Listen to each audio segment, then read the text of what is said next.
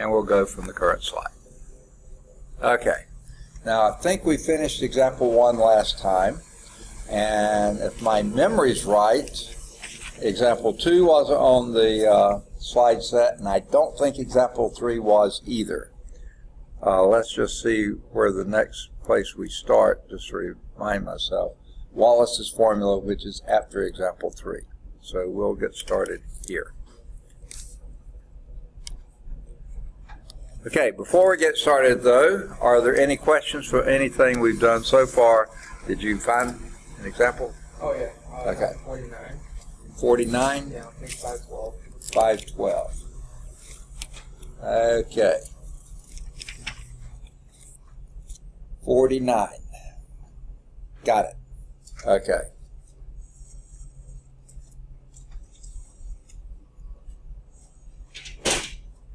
Okay. So this is page 512.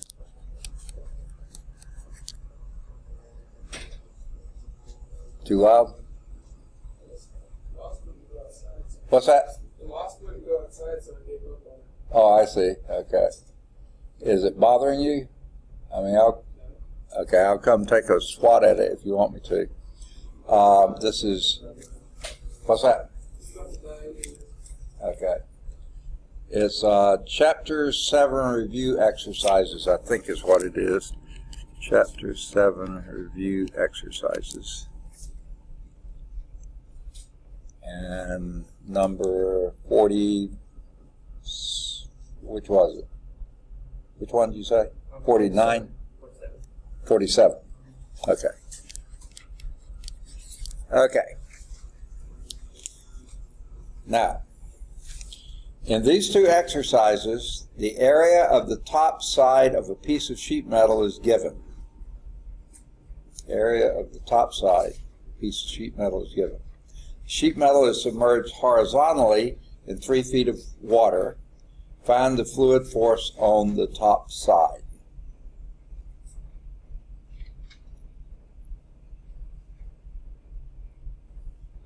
I'm having trouble quite figuring out what they're meaning here. The area of the top side of a piece of sheet metal. The sheet is submerged horizontally. Okay, that's where I messed up. Is this, are you sure this is the one you want? Yeah, it was the same. It's kind of the same as this one right here. Find the fluid force on the top side.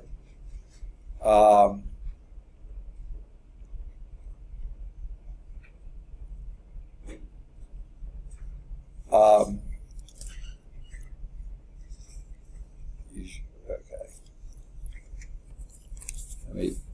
I mean, I'll be glad to do this problem, but I was having trouble remembering that that's one like it on the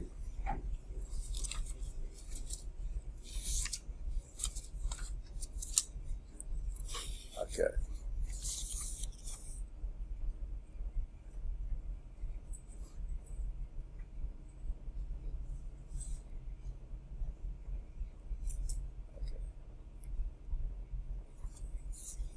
You think this is similar to 10? I don't know. Okay. My gut feeling is not that similar, Okay. because all this is asking for, here you have a area of a piece of sheet metal is 2 square feet. That's all they tell you. Okay? Sheet metal is submerged horizontally in 3 feet of water. Find the fluid force on the top side. Well, the picture here, here's your tank of water, okay? And in this tank, 3 feet down, you have this horizontal sheet whose area is 2 square feet, okay? And it's horizontal, okay? 3 feet everywhere. So basically, now what is required of you to do is to know the density of water, and so given this in feet, that will be 62.4 pounds per square feet, right? So the density of water is, and this is a weight density is 62.4, if I'm trying to remember that, pounds per square feet, right? Per cubic foot, I'm sorry, cubic foot of water, pounds per cubic feet. Find the fluid force on the top side. Okay? Basically, your fluid force is the weight of all the water above the sheet. Okay? And so it's rho, which is the density, d, which is the depth, and times the area, which is 2 square feet. And you see the 2 square feet. So square feet times feet is feet cubed, so those go out, and this gives you weight. So it's what, 6 times 60 would be 24, 14, 37. Now, I think that's all they want in this one. That's 47 on page 512. Have you checked the answer in the back?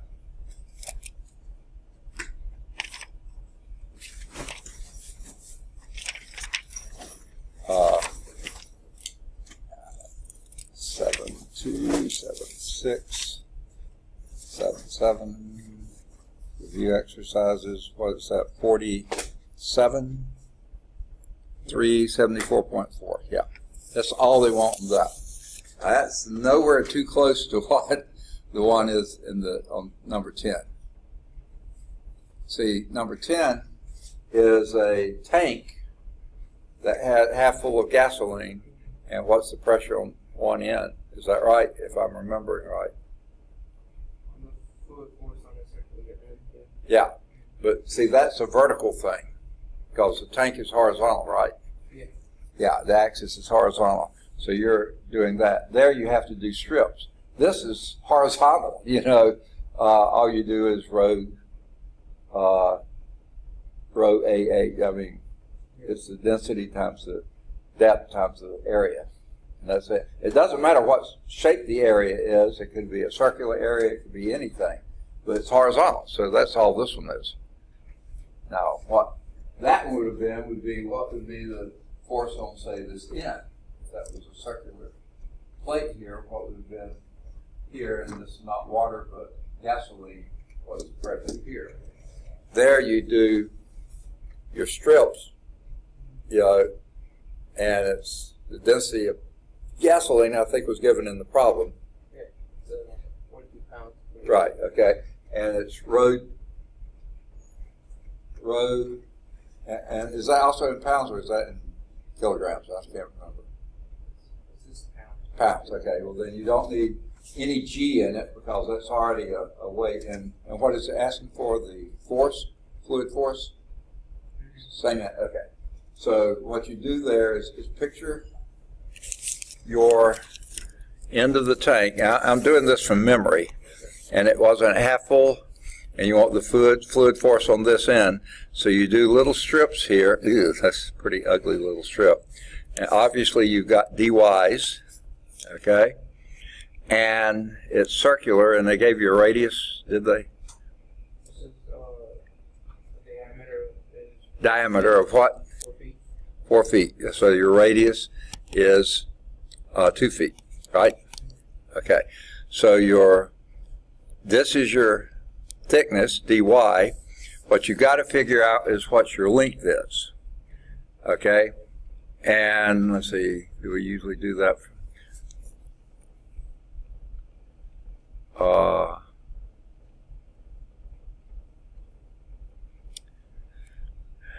You choose where you want to set up your axis. If you do it down here, then your integral is going to be 0 to 2, right? Because you're only going one radius up. And your this strip is like this, and if you were to do a radius here, this is your depth, y,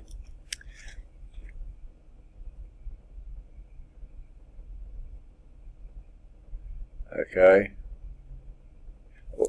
this is your y here, and so 4 minus y is how much you have over this. That's the height that you have. 4 minus y, no, 2 minus y, 2 minus y. 2 minus y is the height over that strip. Is that important though? Yeah, it would be. Okay, and your length of the strip, knowing that this is 2 and this is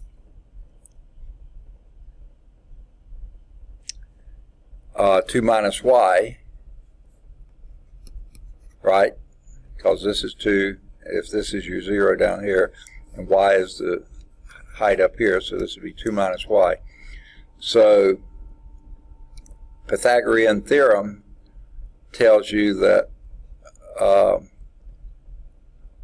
this squared plus, let's call that r, okay, that's the radius of that strip, which basically, now that I think about it, that's your x, okay, right?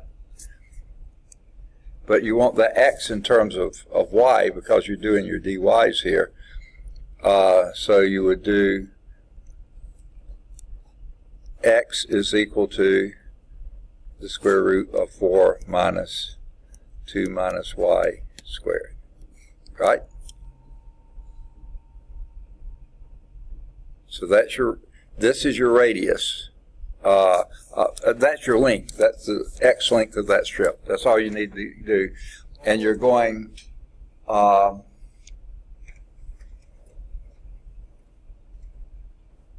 that would be twice that length then. Since this is here, the length here would be twice that x, 2x. So put a 2 on the outside of that, and you've got that. Your rho is your density, and that's in pounds. And then the next would be your area times your depth. The depth is 2 minus y. The area is this times dy. Is that good enough? Yeah. Okay. I think that's how it works. I'm doing it from memory, so I may have missed something there, but I believe that's kind of how it goes. I know my picture sort of stinks. I should have erased that other one because that had almost nothing to do with it. Yeah. Okay. All right. All right. Any other questions before we get going too far? Let me erase all that. Okay. All right. Then now we're over in chapter 8, 8.3.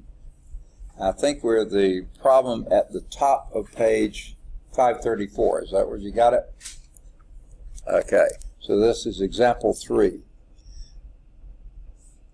Here we're looking for the integral of cosine, I can't write, cosine 4th x dx.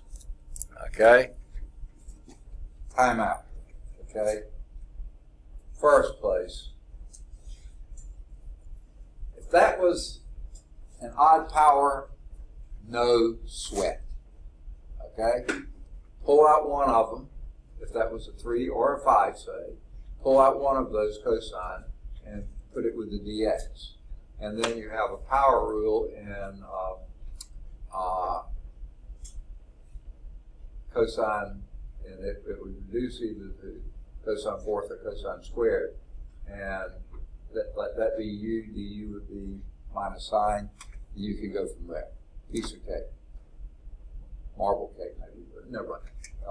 Might be a little hard, but okay. But when that's even, what do? That technique doesn't work anymore You can't pull out 1 because then you don't have an even power. Wait a minute.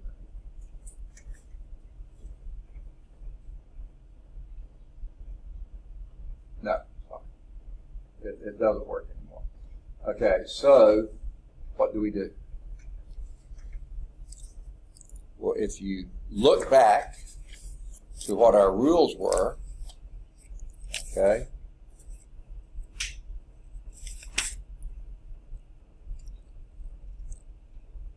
guidelines for evaluating integrals involving powers of sine and cosine. Number 1 is when sine is odd and positive. Number 2 is cosine odd and positive. Neither one of them fit. Number 3 is when the powers of both the sine and the cosine are even and non-negative. Even and non-negative. Then we make repeated use of this formula. Cosine squared x, okay, here's the formula. Cosine squared x is equal to, now this is your, what they call the power reducing formula. 1 plus cosine 2x over 2. Now, I can't remember, did I show you where that came from? It's a pretty, I don't like memorizing things. Either I'm going to look it up or I'm going to go back and derive how I found it. Because I don't trust my memory to tell me whether I got the signs right or not. Is this one with the plus or the minus? I don't know. Sine has one, cosine has the other. Does anyone, do you want to know where that came from?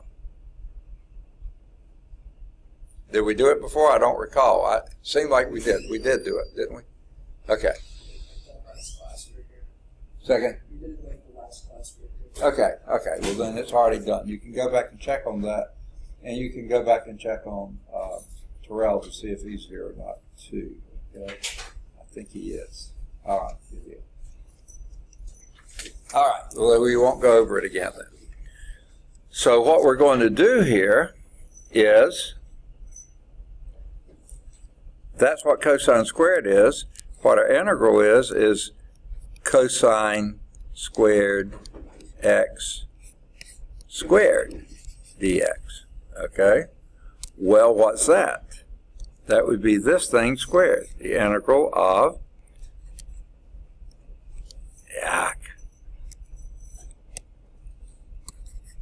okay?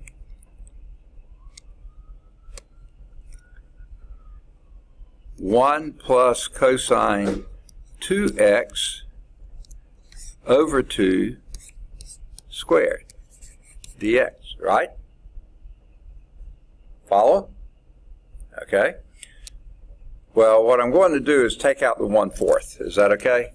2 in the denominator squared, so that's going to be 1/4. What I'm left with in the integral is a 1 plus cosine 2x squared, which can you square that binomial for me? This numerator here squared. I already took out the denominator. What? 1 plus, say again. Okay, I know that's in there. Cosine squared 2x. There's something missing, isn't there?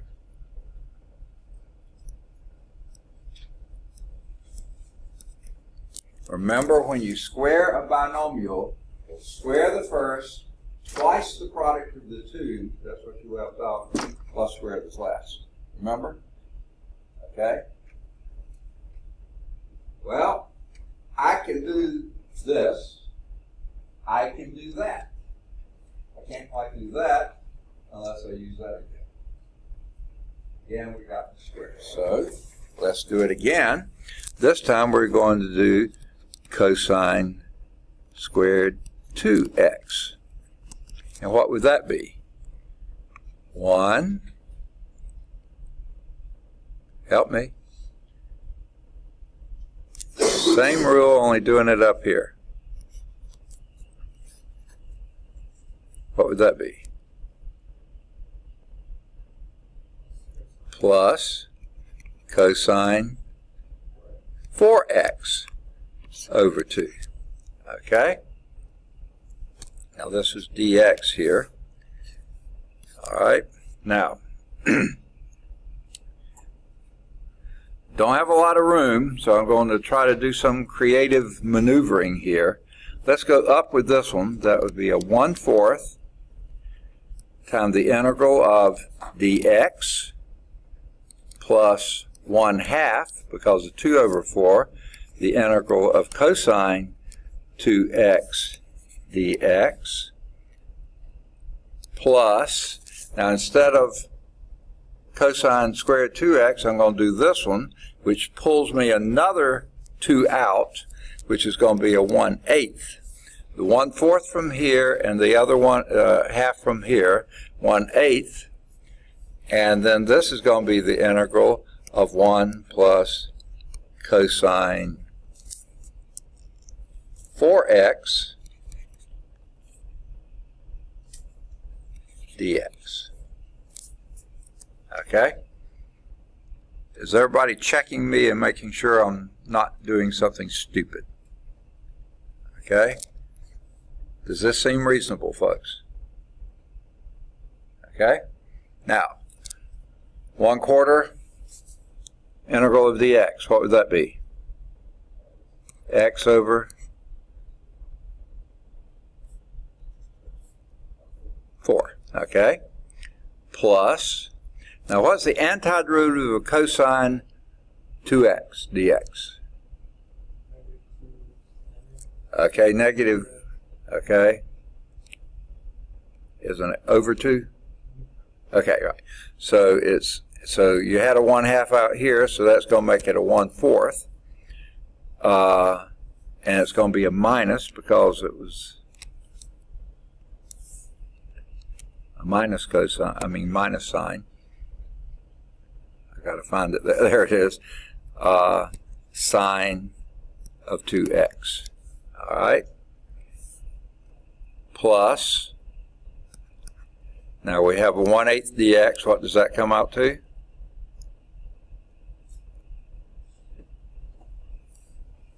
The 1 dx. That would be x over 8. Is that what you said? All right. And then we have another minus because of the antiderivative of cosine is minus sign. Okay. And what do you have now? What's your fraction? Over 2. No, over 4. But you already had it over 8. So that's going to be a 1 over 32nd, right? Now remember, when you're doing derivatives, that multiplier goes in the denominator, not in the numerator. When you're doing integrals, antiderivatives. Derivatives, it goes multiplied by it. This is divided by it. And that would be sine of 4x. And then one last thing. Indefinite integral plus c. Okay. Now, I think we could do a little bit to clean this up. Everything's preceded by at least a 4. Now we can precede it by a 1/32 and multiply everything. Well, let's see. Let's do this first. What's x over 4 plus x over 8?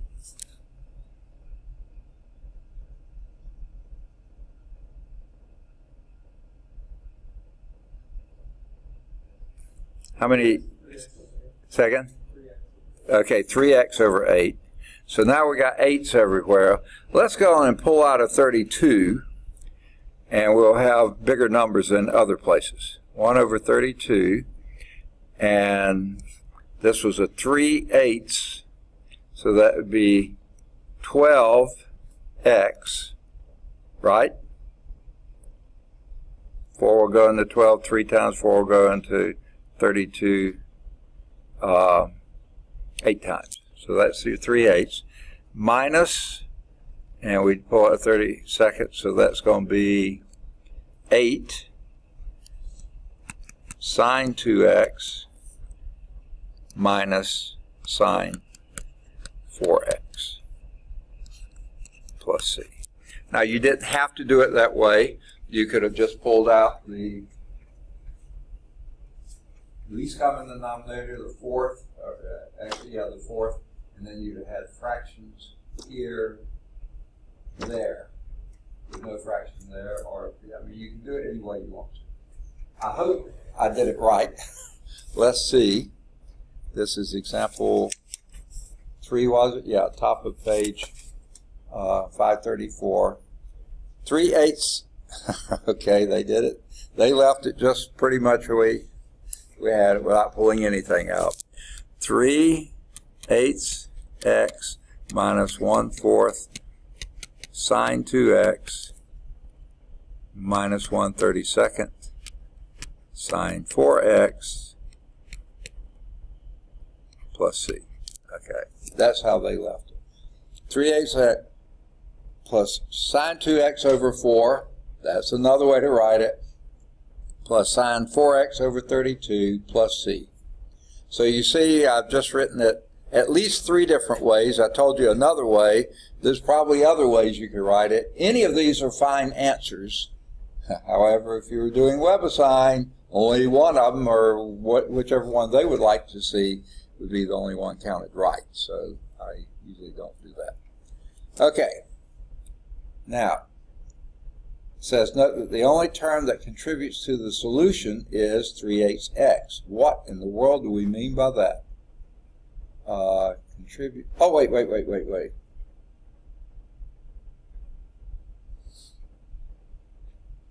says use a symbolic differentiation utility to verify this.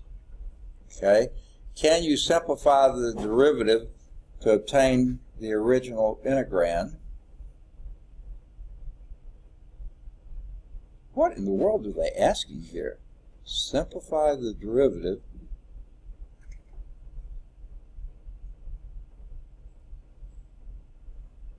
So I guess take a derivative.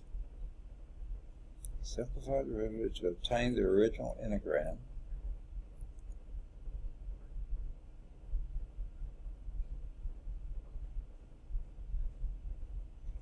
Okay.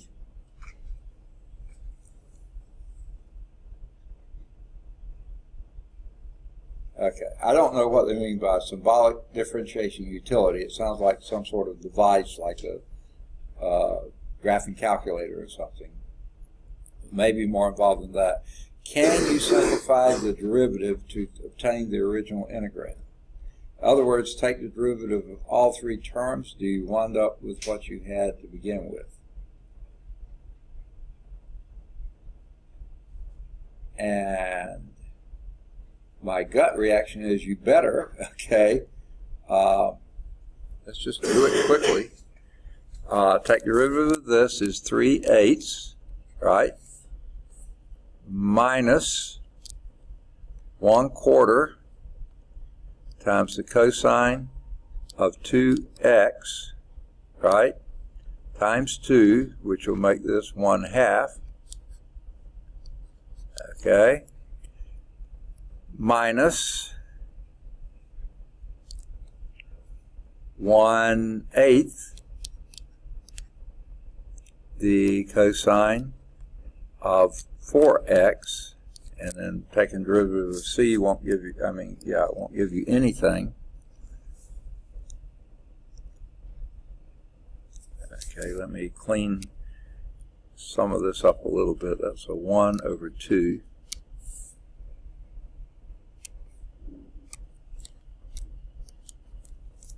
Okay. Now, what you have to do here is take the double angle formula and redo it several times. Now remember the double angle formula for cosine? Cosine of 2x is cosine squared x minus sine squared x. Remember? Okay.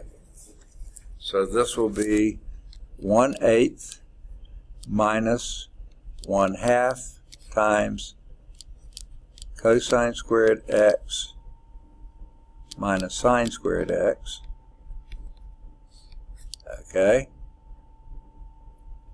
All right. Minus 1/8, and that would be cosine squared 2x minus sine squared 2x. Okay?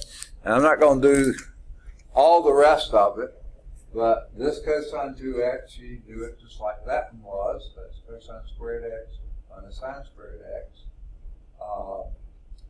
And then the next sine squared 2x is okay,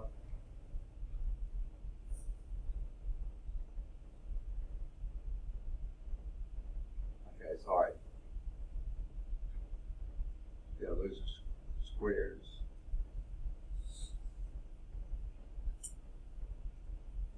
Yeah, that's right. Cosine squared 2x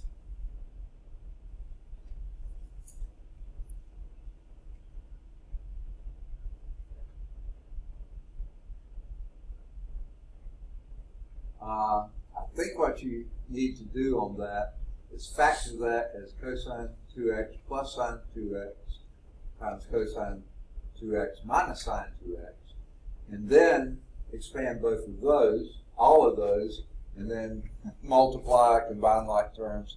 It's kind of a mess, but that's how you go about doing it. They ask the question, can you do this? You answer it. Yes, no, or I don't want to. Okay, I don't care. I think you can. It's just spending the time to do it. Now, in example 3, when you evaluate the definite integral from 0 to pi halves, okay, so, oh man, I'm going to erase a bunch of stuff. Remember, okay, I'll leave the original. I'm going to erase this.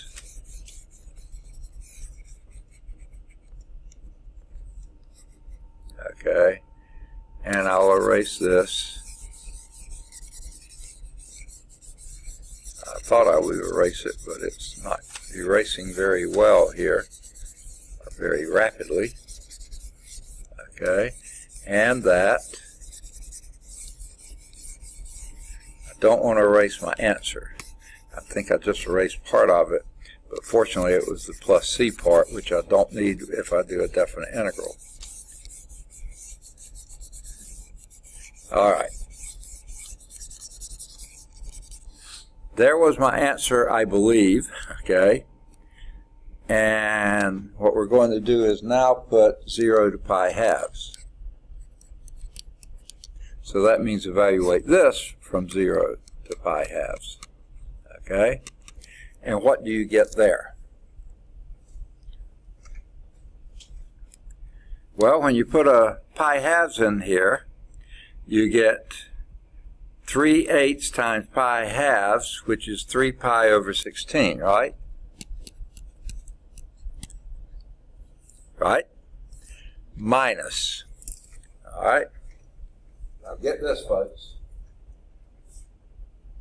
If you put a pi halves in here, 2 times pi halves is pi, and the sine of pi is 0.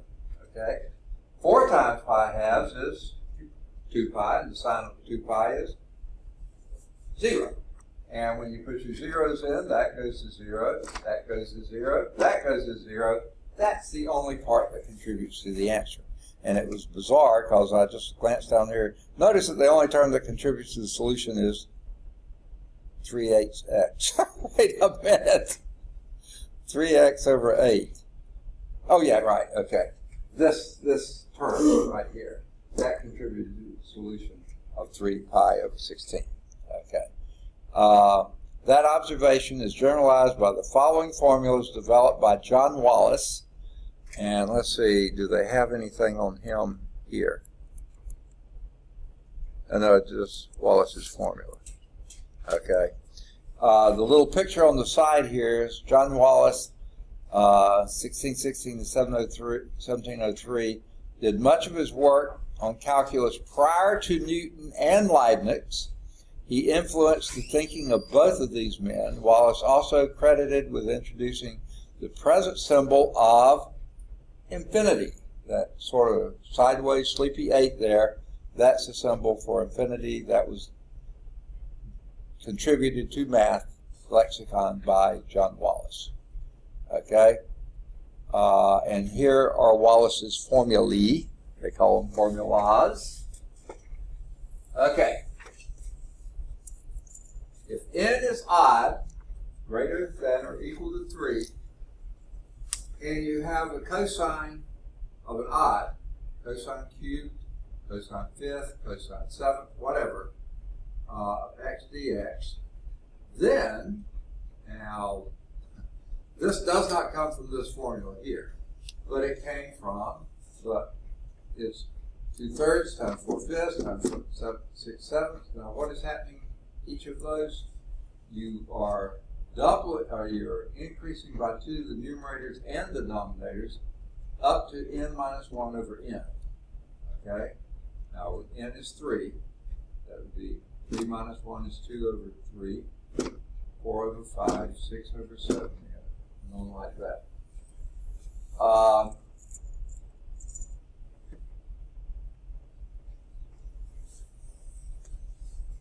For as many times as it is, okay, as your n is terminal. It ends at some point. Always less than 1, by the way, right? Because each of these factors is less than 1. Multiplying them all together will certainly give you less than 1. Now, if n is even, our example was this, n greater than or equal to 2, then what we have then is we had 4 pi, evaluated from 0 to pi halves, the 1/2 times 3/4, okay? Stop there, and that became 3/8 times pi halves, and 3/8 times pi halves is 3/16 pi, which is exactly what we got. So those formulas are also valid when cosine nx is replaced by sine nx, sine to the nth power of x. Any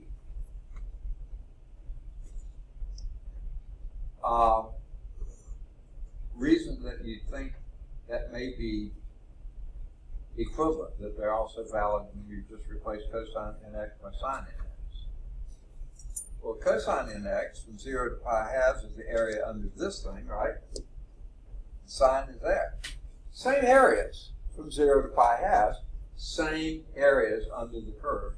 So not at all surprising that the answers are the same. Okay. All right. Let's see. Next, integrals involving powers of secant and tangent. Now, you'll see that the rules are somewhat, in a little way, similar. There's only 2 of them, not 3, before we had 3. And they're not the same, but they have similar type aspects to them. So the integral of sine to the nth x times tangent to the nth x dx. So here's the guidelines involving powers of secant and tangent. When the power of the secant is even and positive, okay, save a secant squared factor, pull that out, and convert the remaining factors to tangents. Okay? Now, why can you do that? If the power of secant is even, and doesn't matter what the power of tangent is, pull out a secant squared to go with your dx, okay? And then convert all the other secants. Remember that it was even, you pulled out a 2, so it's still even. Convert all those to tangents. Now, how can you do that? Yeah, Pythagorean identity for secants and tangents. Secant squared is 1 plus tangent squared. So whatever you have left, do a secant squared, to some power, and then, raise that. So you're good to go then. Everything's in terms of tangent, and guess what the derivative of the tangent is? Secant squared. That's why you pulled out the secant squared. So you have the dx already set up there, okay? The secant squared is your du, and this is some power of tangent, okay? Because every secant squared you can replace with 1 plus tangent squared, and then raise that to whatever power you have, okay?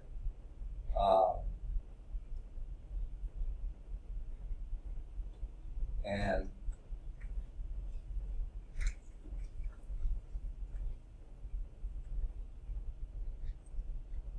oh yeah, the tangent nx was already in your problem. All the remaining secants, you change the tangents, multiply that out, and then go there.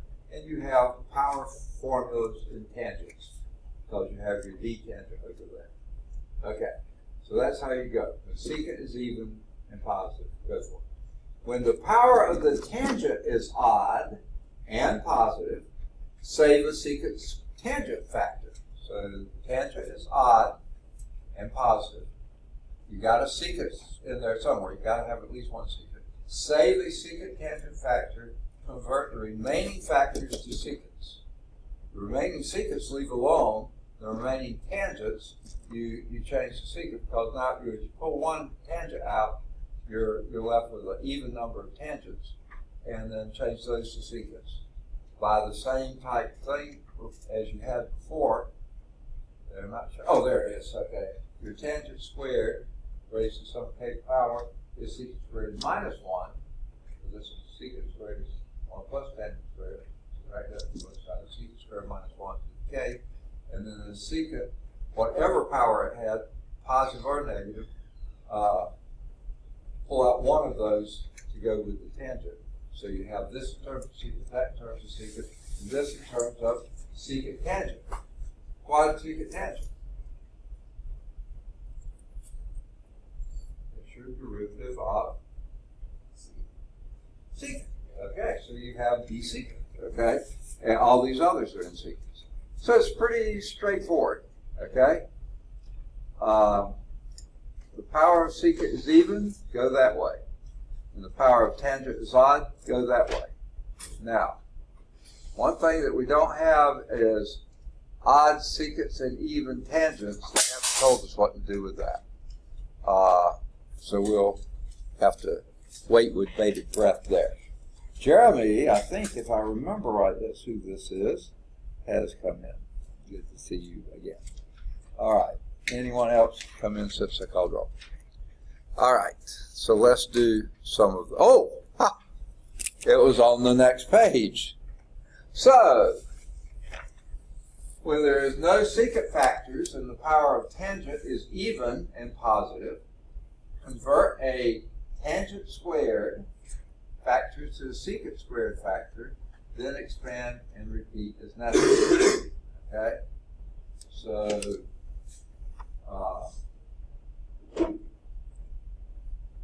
if this is, there's no secant factors, the power of tangent is even, so pull out one, a square, and then this is another even number left over, and convert this one to secant squared minus 1, okay? And then what you have is, you go back to number 1 then. Notice you have an even secant, okay? Now what you do with this one, there's another even tangent. Keep doing it, okay? Keep doing that until you get them all used up. When the integral of this form, secant m, there is no tangent part, and m is odd and positive, okay? M is odd and positive. Use the integration by parts, okay? Now what would be your parts? Parts is parts.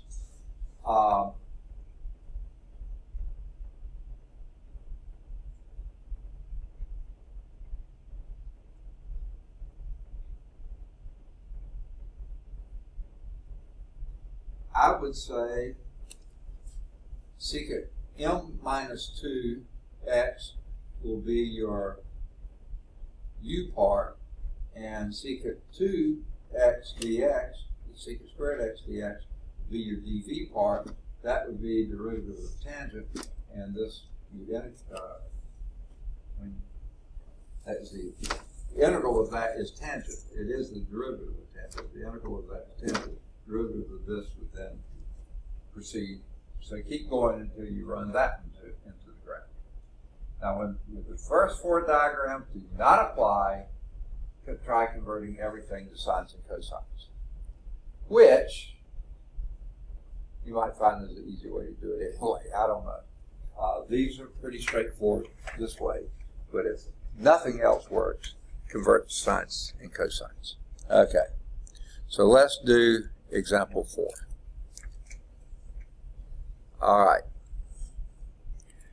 Here we have the integral of tangent cubed x dx over secant to the 1/2, or square root of secant x. Now, wait a minute. What would you do on this problem? Just first glance. If this is, forget about what you just read. When you look at that, what do you figure?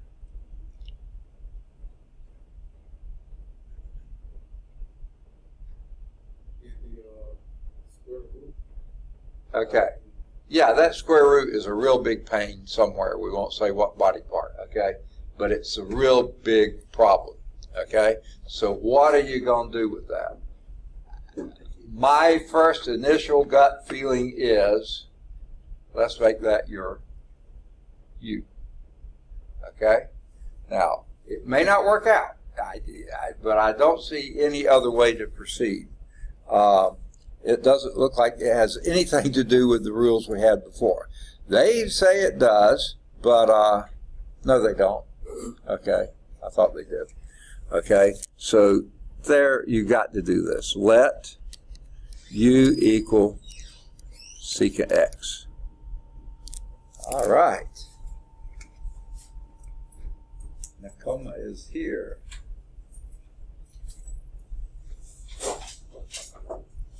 Okay. All right.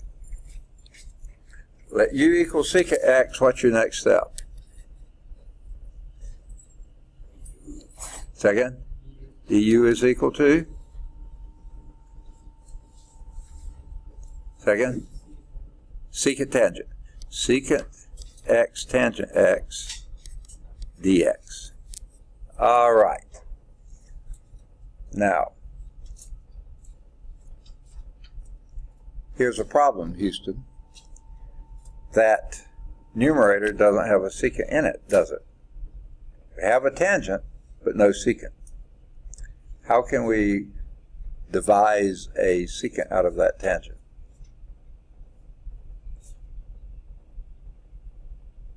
Think Pythagorean identity.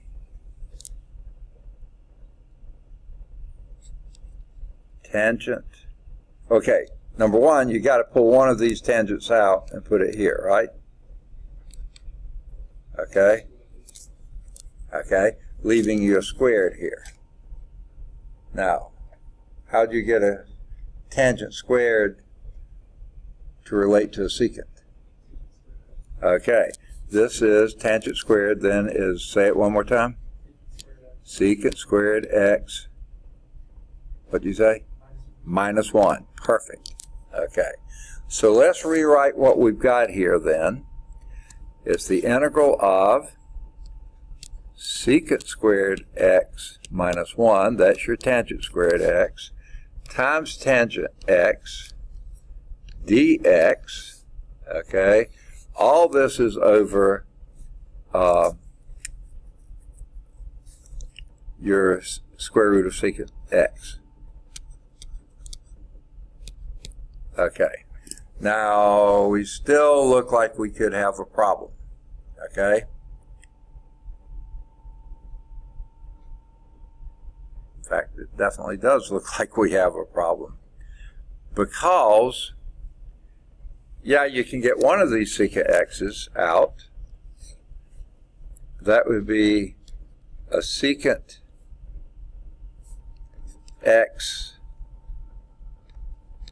secant x tangent x dx over square root of secant x.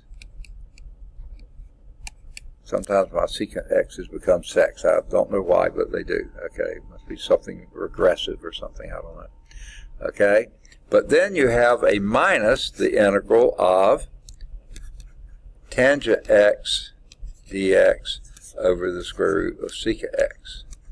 That's your problem child now, okay?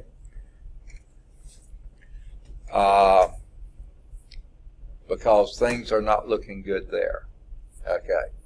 We'll come back to that in a minute.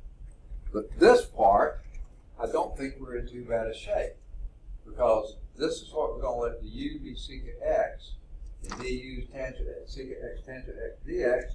I think we got everything taken care of there. We have the integral of u du over the square root of u. Okay? Well, what's my preferred way of doing radicals? Okay, that'll be to the negative 1/2 times u to the 2/2. That would be u to the 1/2 du. Think we can live with that, can't we? How does that run? What's the answer to that part? Okay, 2u to the 3/2, and we'll put a plus c. We might come back and fiddle with that some. Plug it back. Yeah. Okay. Plug back in what your u is, and that would be 2 secant x. I did it again. Secant x to the 3/2 power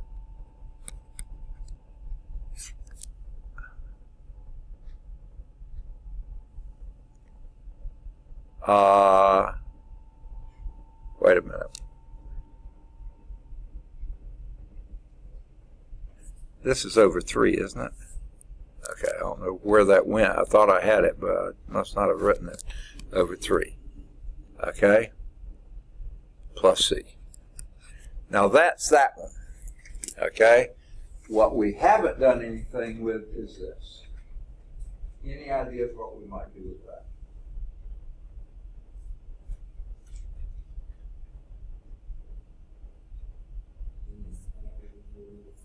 Say it again.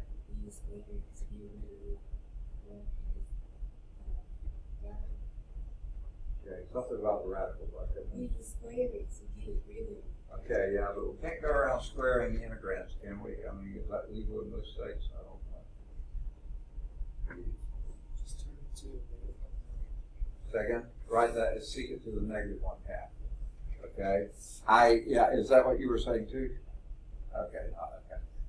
That's usually a good choice, but I don't see how it's going to help us much. Okay. Now, any other ideas? What did number 5 say on our rules we just had? Get it in terms of sines and cosines. Let's see what that would do for us. This would be minus the integral of, what is tangent? Second, sine x over cosine x, if I could write, over 1 over the square root of cosine x. And then we have a dx here.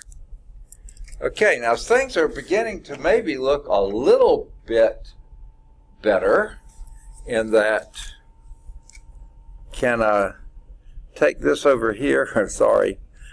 That's sine x over cosine x.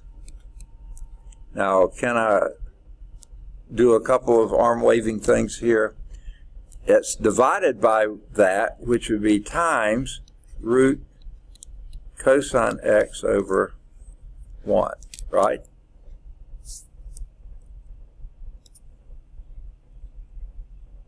You buy that?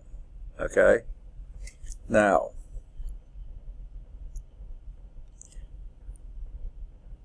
I think I would rewrite that then as sine x times cosine x to the minus 1/2. Would you say that's true? Okay. And we got the minus integral of that dx. Look promising? What would you do now? Hint, let. It's always u, isn't it? What's the innermost part, the most complicated looking part of that?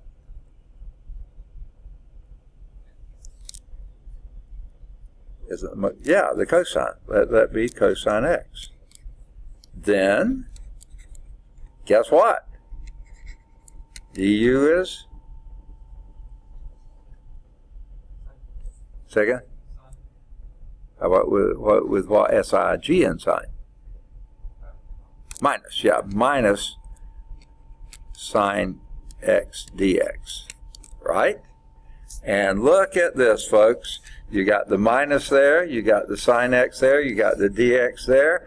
This thing just comes out being the integral, the positive integral of u to the 1/2 du, right? If u is cosine, that cosine to the 1/2, and the du is minus sine x dx. Done. What's the antiderivative of that? Second?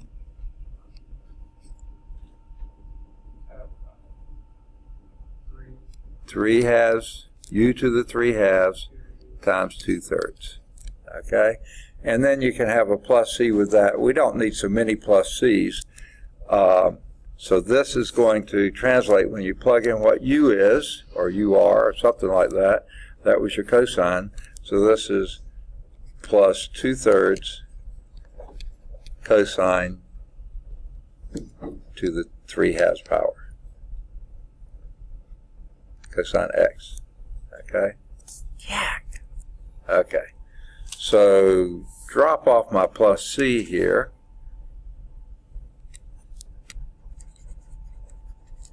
I could have left the plus. And that will be down here plus 2/3 cosine to the 3/2 power x plus c. And I could pull my 2/3 on both on the outside and have secant to the 3/2 plus cosine to the 3/2 plus c. Let's see what they wound up with. Oh my goodness, no. Yuck.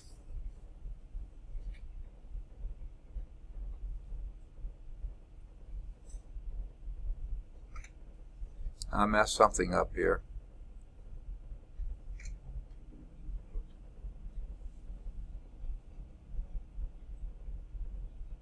Ha.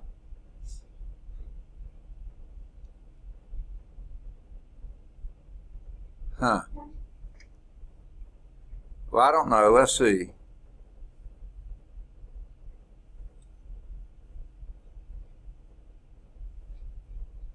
I'm still not convinced my answer is wrong, but it sure doesn't look like the one in the book. And I'm not about to make all the changes to it. Let's just erase all that. In fact, let's just erase it all.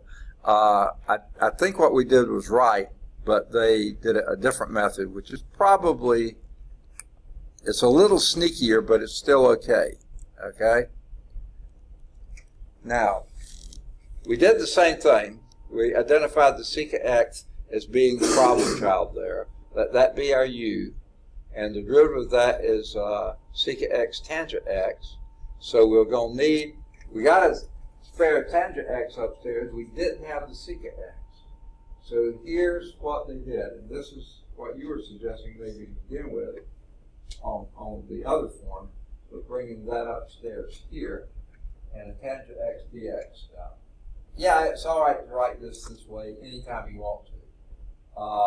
But what we're going to do is let this be our u, and we're going to need a secant x tangent x out here, which is what we identified before. We got the tangent x with no problem, okay? But where are we going to get a secant x? Now that's where I started doing some other things, like changing that remaining tangent squared to secant squared minus 1. But here's what they did, which is sneaky, but it's okay. Factor out a secant x out of here. Wait, there's not one in there. Well, yes, it is. You just need to make it a minus 3/2 there times the secant, right? Because secant is to the 2/2. Secant to the 2/2 times secant to the negative 3/2 gives you secant. So That's what they did. Tricky, and by the way, let me get Corbin. You came in, I saw you, but I forgot to mark you. I didn't stop the mark. So we're still missing Ariel, Justin Brown, Will. Did Will tell me he was going to be out this week?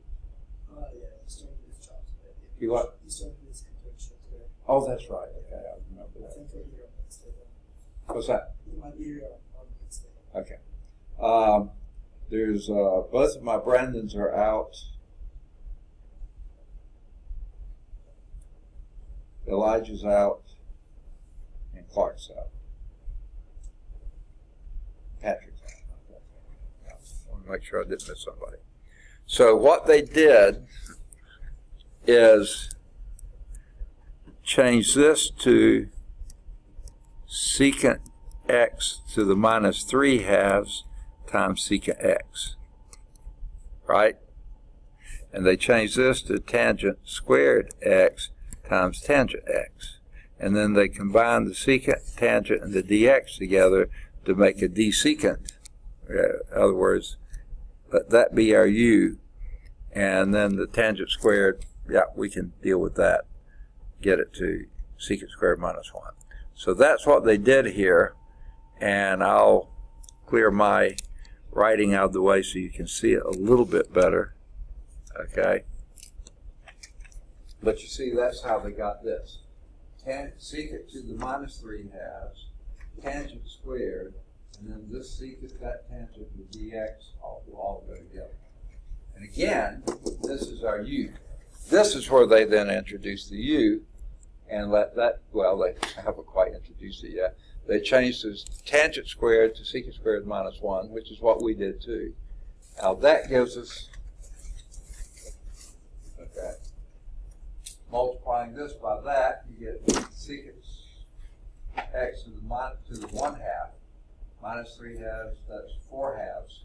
So that would be the positive 1 half, minus this to the minus 3 halves, and then the secant tangent here. Break those into two integrals. Okay, the first one would be 2/3 secant to the 3 halves as you increase that by 1.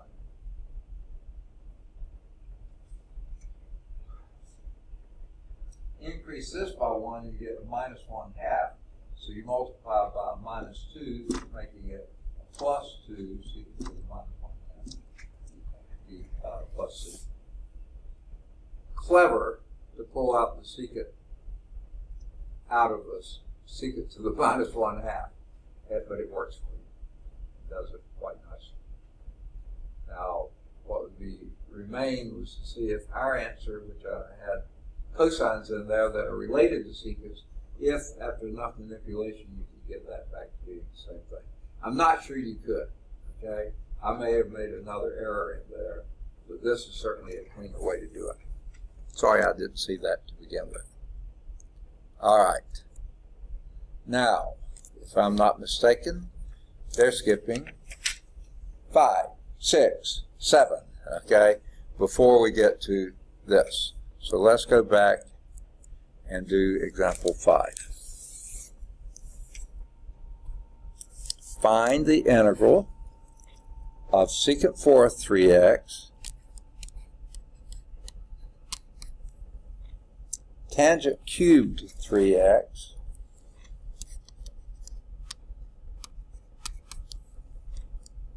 dx. All right. What would be your approach on this one?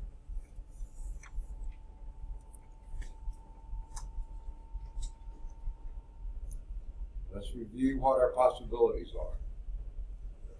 Since you got tangents here, if you pulled out the squared secant and put it here, the derivative of tangent squared is derivative of tangent is secant squared. So that would be a possibility. Change that remaining secant squared to tangent squared plus 1, right? Now you got everything here in tangents, and there you have a detangent, you have secant squared.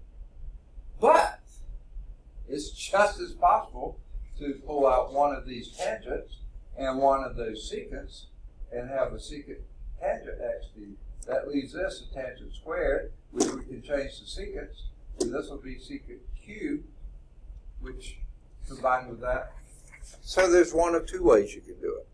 Either go as your u being the secant, and your du would then be secant tangent, or go with your u being tangent, and the du would be secant squared. Which way you want to go? U equal tangent? I like that too. Okay? So what we want to do, since we're going to let u equal tangent x, then du is equal to, second? Okay, just secant, okay, secant squared x dx. Derivative of a tangent is secant squared. Okay, yeah. I'm sorry. These are 3x's, you're right, sorry. Yeah, and then you have a 3 in front. You're absolutely right. I forgot to write my 3 down there. Okay? There, though. Okay, sorry. So, our u is tangent 3x. Our du is 3 secant squared x 3x. Okay. Now, I would do one more step here and divide out my 3, just so I don't forget about it. Okay. And now, let's sort of write down what we've got here. And, okay. We've got a secant squared left, which we're going to do. Secant squared is what?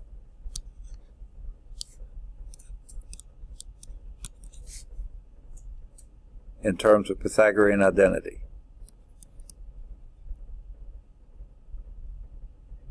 Tangent squared 3x plus 1, right? No. Minus 1. No.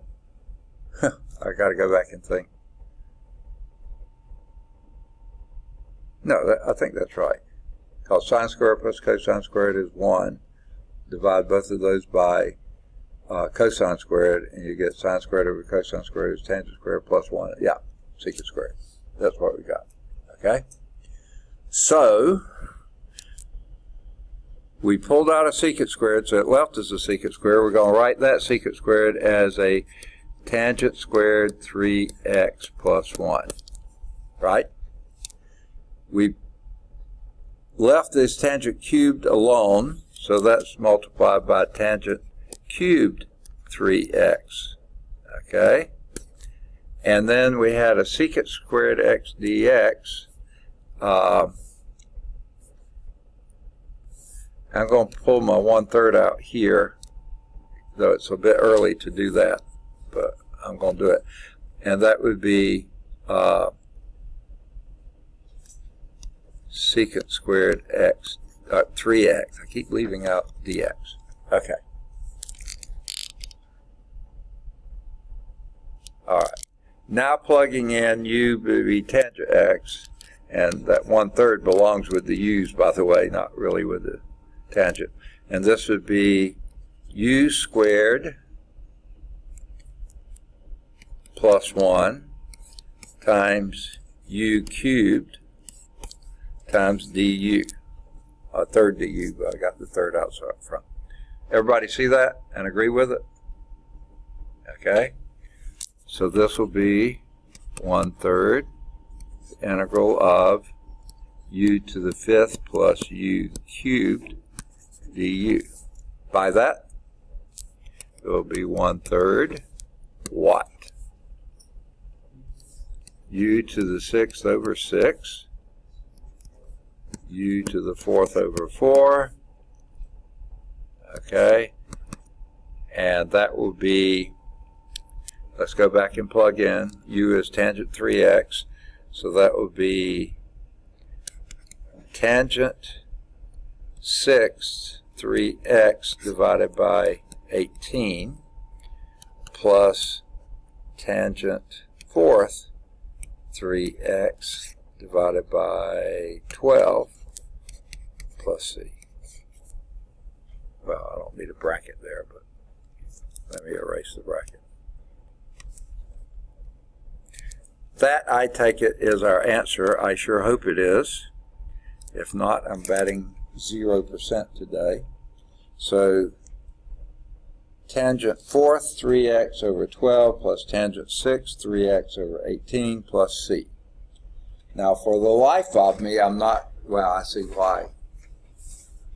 Now, if this was WebAssign, and they were looking for that written in the opposite way, they would say this is a wrong answer, even though it's exactly correct. What they did differently is call this 1 plus tangent squared 3x, rather than tangent squared 3x plus 1. It's just the order you do it. Okay. I think I know where they got it, because sine squared plus cosine squared, that would come up. No, it would, I don't know why they wrote it that way. I do not know. But they did. But it doesn't really matter, unless you're checking it on WebAssign and you think it's wrong and it's not. Okay. That was example 5. They don't do example 6 even, but they say in example 5 the power of tangent is odd and positive, so you could also find the integral by using procedure described in the second deadline, which is getting to secants rather than tangents. I like this route too. Okay. So let's do example 6. Any questions before we leave it? Goodness, I'm getting hungry. Sorry.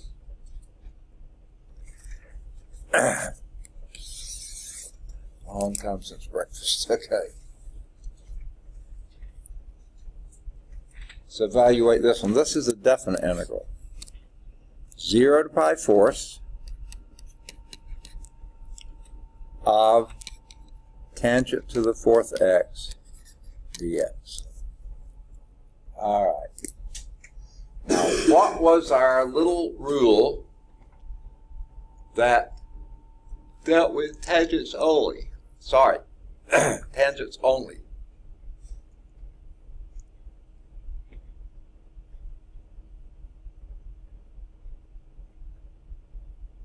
Anyone remember it? Or care to remember it?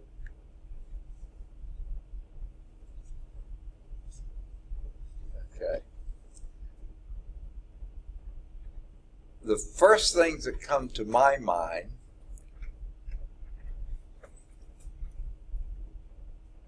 is pull out a tangent squared, convert that to a secant squared,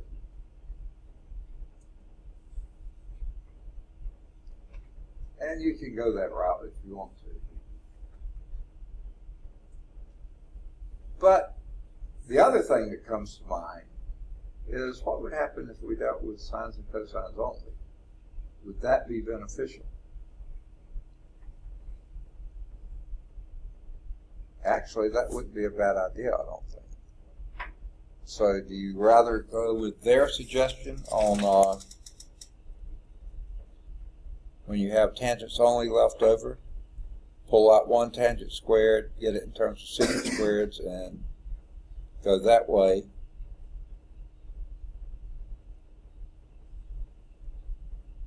Or get the sines and cosines? I don't know. What do you think? Do you have a preference? Y'all are going to be doing these. I've already done many of them in my life, so I'm not going to do, I'll do as many as it takes, and I'll try whatever I want to. But I want to know how you're thinking on it. Which way would you go?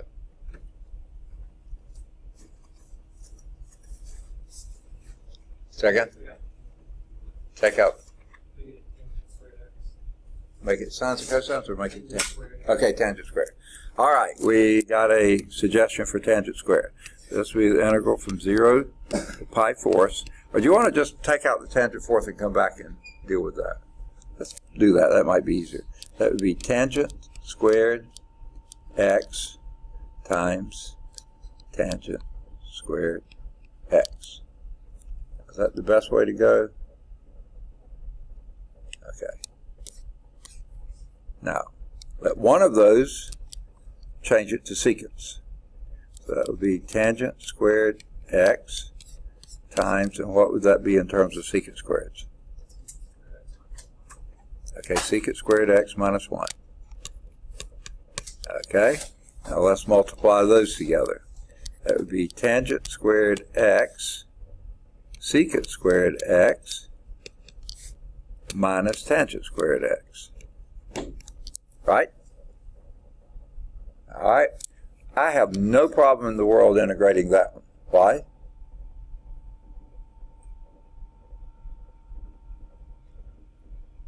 Maybe I have a little problem there. Any ideas? What's the root of the tangent? Secant squared. Okay. I'll put my dx in there. So you see that's set up so that u equal tangent x, du is equal to secant squared x. But I have a little more problem here. Okay. What in the world are we going to do with that? Second?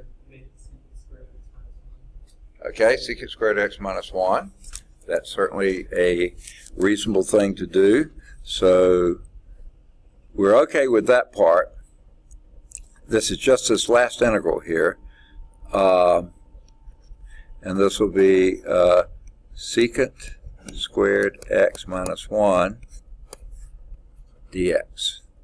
Now, there's a minus in front of it, so I'll put that there just so we don't lose it. Okay. But what are you going to do with that? Second? Oh, okay. What is the integral? I can do the minus 1 part. Okay, I'm okay with that. Okay. How are we going to integrate the secant squared? Okay.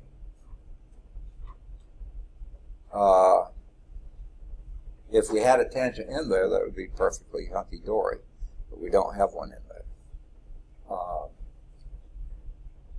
Now, there are a couple things you can do.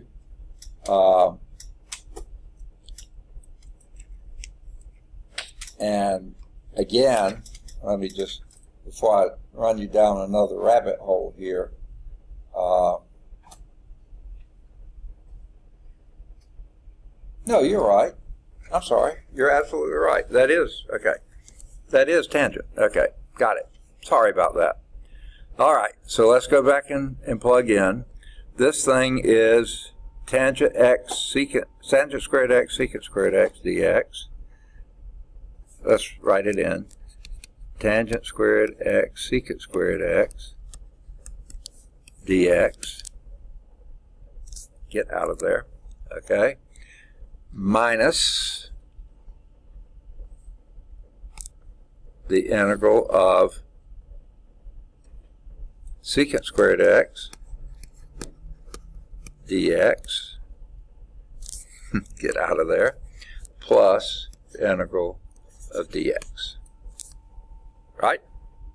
And these are all from 0 to pi fourths. 0 to pi fourths. Okay. Now, the first one, what would that be? Anyone? Can you do it without substitution, or would you rather substitute? 6, 1, half dozen other. Which would you rather do? Anybody? Second? Substitute. So let, our favorite is u, equal what? Tangent x. Right? Then, what's the next part? du is equal to secant squared x dx. Okay, with that in mind, your integral now is u squared tangent squared du, secant squared dx, right? But we just changed from x's to u's, so when tangent is 0, what's u? Not yet. Tangent of 0 is 0. Okay, I think you were doing the upper one. When x is pi fourths, what's tangent? 1. Okay, so now we're doing that. Okay, these I don't think you have to change. Integral from, well, what is, okay, there's no reason to write it again. What is the antiderivative of secant squared? Tangent. This is tangent x evaluated from 0 to pi fourths. And then what's this one? X evaluated from 0 to pi fourths. Okay? Well, this is u cubed over 3 evaluated from 0 to 1 minus, and what's tangent of pi fourths? 1 minus tangent of 0, okay, plus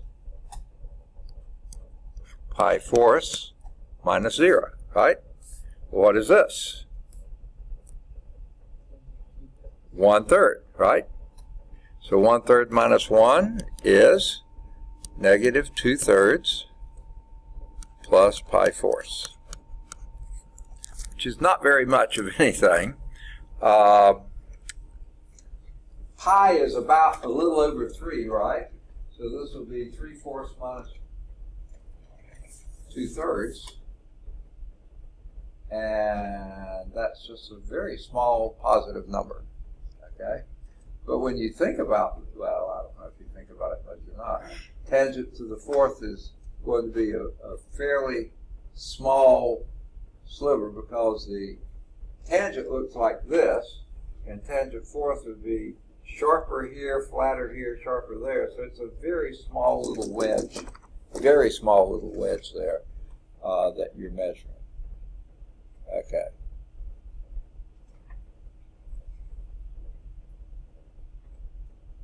And they didn't write it. They left it as 1/3 minus 1 plus pi fourths. Can't you subtract 1/3, make it negative 2/3? If that's what WebAssign's looking for, I never would have thought to write it in that form. Or they do an approximation, do your calculator, and see what you get. Pretty small number, 0.119. Okay. I think we're ready for, nope, we got one more, don't we? Example 7.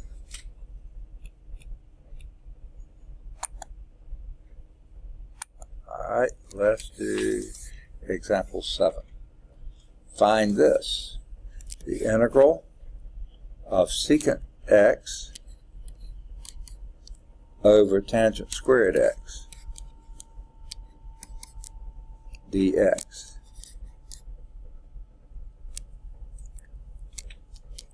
All right. What would be your approach to this one? Say again? Make it sines and cosines. Let's see. That is definitely a possibility here. See if that's what the book did. They actually did it that way. I was thinking something very similar to what we did before. If we stayed with what we got here, the tangent's going to have to be my u, right? And the derivative of secant squared. So that would be a problem. So I think sines and cosines is the way to go. I was reversing I was thinking the square was up here, not down there. If that was the case, that would be pretty easy. But it's not the case, so let's go with sines and cosines. What would secant be in terms of sines and cosine? Let's do this up here. What is secant? 1 over cosine. And what is tangent squared? Sine squared over cosine squared. Okay? Now, I hope you don't mind if I do this. I'm going to cancel this one out and lose that.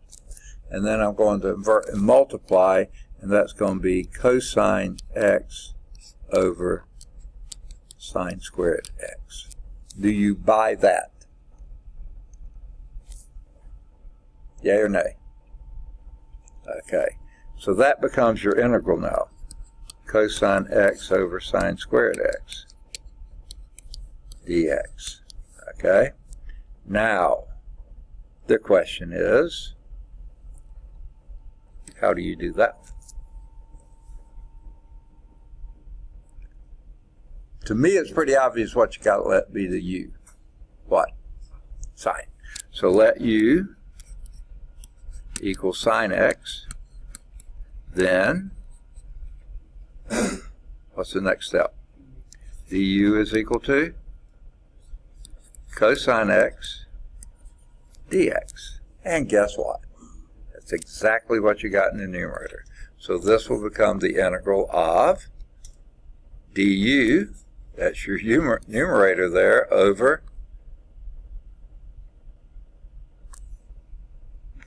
u squared, which I would rewrite as u to the negative 2 du. And how do you integrate that? Okay, negative u to the negative 1, but that's it, plus c. Okay? So I don't know how you want to write that. I would almost be tempted to do c minus 1 over u, but that's just me. I doubt if WebAssign was going to do this. Okay. Oh, let's go back and plug in what u is, or u are. And what is it? Second? Okay. C minus 1 over sine x, and what would that be? C minus cosecant x, is that what you said? Okay, that's how I would leave it. They put it as minus cosecant x plus c, which is perfectly fine. I just don't like leading off with a minus sign that much. Okay, any questions on that? Whew. All right, let's proceed. How are we doing on time? 12:38. We're going to 1:40. Do we need a little break? Does someone say break? Okay, I thought so. All right, this is not a bad time to take a break, just if nothing else, to stretch. All right, this time we're dealing with integrals that are involving some sine and cosine products. Now, before, we were powers of sines and cosines in products. Now we're sine and cosine products, not at different powers, but potentially different arguments for the sine and cosine. Okay? Here's what we mean. Integrals involving products of sines and cosines of two angles occur in many applications, such as you can use the following product to sum formulas, and then they have others they call sum to product formulas, which I don't know if we'll get to here. And frankly, I'm not a memorizer. I don't like memorizing. I don't like trying to memorize. And frankly, if I need these, I'm going to look them up. Okay? So I'd say write them down somewhere where you can find them easily and use them however you got them. You know where they are in the book? Use them. If it's going to be out in the real world, jot them down if you don't have a source that you can have readily available. Now, can tell you just generally where they came from. If you remember your cosine and your sine sum and difference formulas, which you see right here, you know, that where they came from, the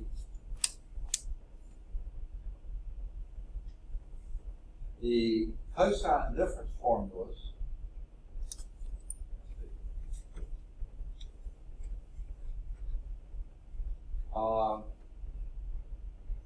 had in it, remember, cosine mx cosine nx minus sine mx sine nx. Same thing here. And as long as these were the same and your sines worked out, your cosines canceled out and that gave you a product of sines and cosines. Use the same ones down here, but use a sum rather than a difference. And now the sines disappear and your cosine left with a product of cosines. The sine mx cosine nx, that came from your sine sum and difference. This would be sine mx cosine nx plus sine nx cosine mx, and then this reverses those. You add them together, and the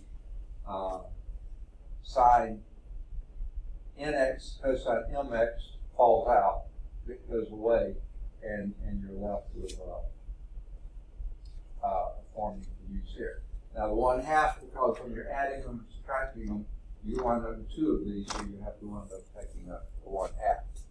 Now, frankly, if I need them and I don't have them written down somewhere, I'm going to go back like I just did and derive them, because that's the only way I'll remember where to put the plus, where to put the minuses and stuff. I'm not going to let that reside in memory. If I don't have them someplace I can look them up, I'm going to go back and rederive what I need. Okay? So, find sine 5x cosine 4x, the integral of that dx. Okay? Now, flip back just for a minute and notice this is preceded by 1/2 for sure. So, precede that by 1/2. Okay? Okay? Next thing that you notice, okay, I put the bracket in the wrong place. Okay. All right. And again, I'm not going to even begin to try to memorize these, but that's going to be a sine of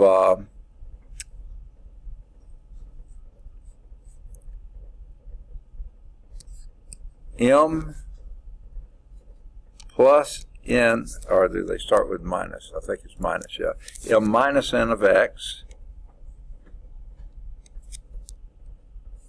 Yeah, they both erased. Okay. They do put brackets in here, I think. I said of x and wrote n. Don't know where that came from. Okay.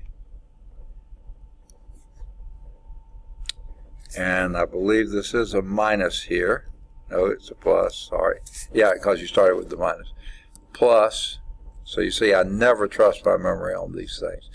Sine of m plus n times x. Okay. And I think they put a parentheses out here. Whoops. The wrong way. Yeah. Okay. I think I got it written right. Always check. So this is going to be 1/2.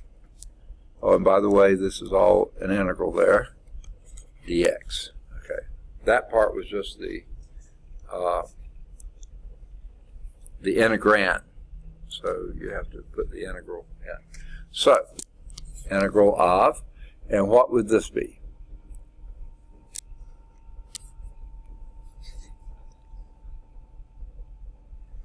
Here your m is 5 and your n is 4. So what would that be?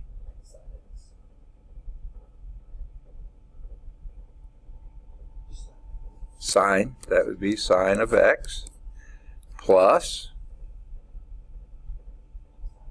sine of 9x dx. Okay? 1/2. Can we do those as we sit? What would this be?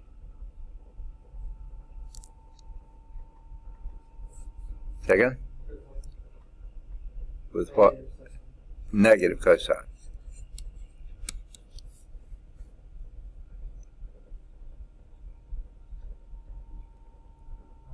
minus, okay, won't that be over 9, won't it? Yeah. Cosine 9x, 1/9 cosine 9x, okay, plus c. Okay, now that may not be a very satisfying form. Let's see if we can, I can't think of any better way to clean it up than just minus cosine x over 2 minus cosine 9x over 18 plus c. Now, that's just, yep. I can't even believe they wrote something in the same format I did. It's just unbelievable. I guess lightning does strike every now and then. Okay. Any questions on that before we see how they did it? I think you'll see it's exactly the same way we did. Considering the second product sum formula, okay, whereas this integral of sine 5x cosine 4x will be 1/2 the integral of sine x plus sine 9x dx.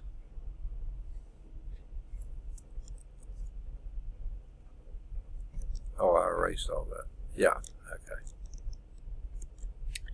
And that would be 1/2 negative cosine x minus cosine 9x over 9 plus c, which would be negative cosine x over 2 minus cosine 9x over 18 plus c.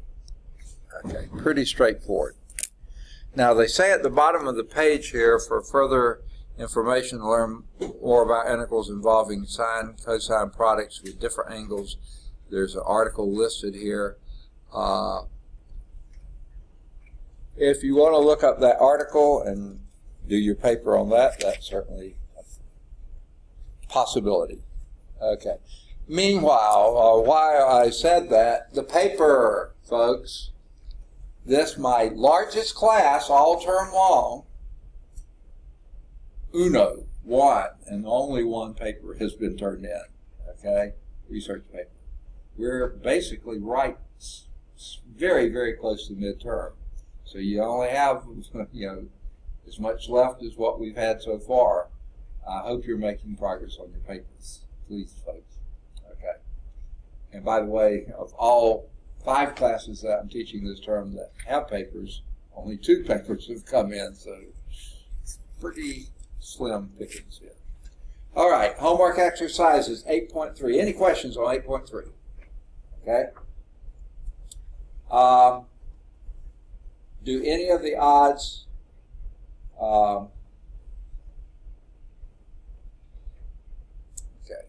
before we do that, the concept check at the top of the page, first one is sort of interesting. So let me do that one. Here are 2 integrals. Sine 8th x dx. Here's another integral. Sine 8th x cosine x dx. Okay. Which of those looks like the more complicated integral? Just first glance, what would you say? First or second? Second? It looks more complicated. Which one you think would take the fewer steps to do? The second by far, because you have a u du. Right there. Simple substitution is going to be u to the 8 du. Done. Plug back in, that's all. The other one, oh my goodness, you got to do a series of sine squared raised to the 4th power, and sine squared is, with a cosine half angle, double angle and stuff like that, and then you've got that to raise to the 4th power, and then even, what a mess. Second one far easier. Okay, but after that, homework exercises, any of the odds 3 through 13.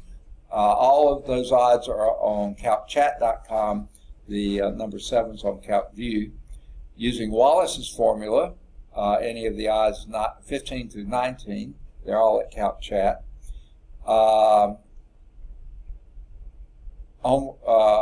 Problems, odds 21 through, sorry, 21 through 33, all those odds are at calcchat.com, 27's at CalcView. There's a couple differential equations, 35, 37, fairly easy to do just by integration. There is one of those slope field problems, number 39, so give that a look if you'd like. You draw your own, they do it for you in 39, you draw your own in 41. And then the product sum formula, any of the odds 43 to 47, they're all at CalcChat, 43 is at CalcView. Indefinite integrals, 49 to 57, all those are at CalcChat, odds, and then the odds 59 to 65, all at CalcChat, 61's at CalcView. Now there's a couple of exploring concepts, odd ones, 67 and, goodness gracious, 69. 69 is just comparing methods. I think it's fairly straightforward, but requires a little bit of thought. And frankly, 67 is a lot like one we just did. So I'll let you take a look and see. It's also comparing methods. Number 71, that's one you can do. It's at CalcChat, not at CalcView. 73 is another one like that. CalcChat, not at CalcView. So is 75. So is 77. Then you can do either 79 or 81. They're at CalcChat, not at CalcView. Either 83 or 85. They're at CalcChat, not at CalcView. Another Wallace formula one. I think the earlier ones are fairly straightforward. Just do them. These are a little more esoteric. So if you don't want to get bogged down in these, don't. But you know, if you can work through them, I think you'll find them pretty satisfying. That's number 87. Now, there is a definition. This sort of bugs me that they put these in problems. Okay? They're talking about the inner product of two functions and defining from that what it means to be orthogonal, two functions to be orthogonal.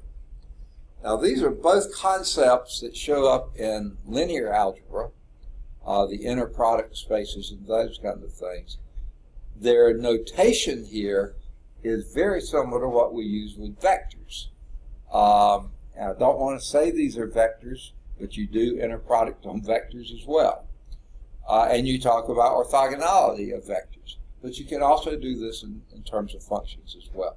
So that's just some definitions and playing around with those things. The number, that's 88. You don't have to do that, just telling you that was introduced there. Then we have the Fourier series, and again, this is a brand new topic here that they teach whole courses in Fourier series. So they just give you one little thing here. I'll let you decide. Fourier himself would be a good paper topic. How did he develop or come up with this? That would be a good paper topic. How is it used? What are applications that use Fourier analysis? That would be yet another one. And then there's a Wallace project that goes for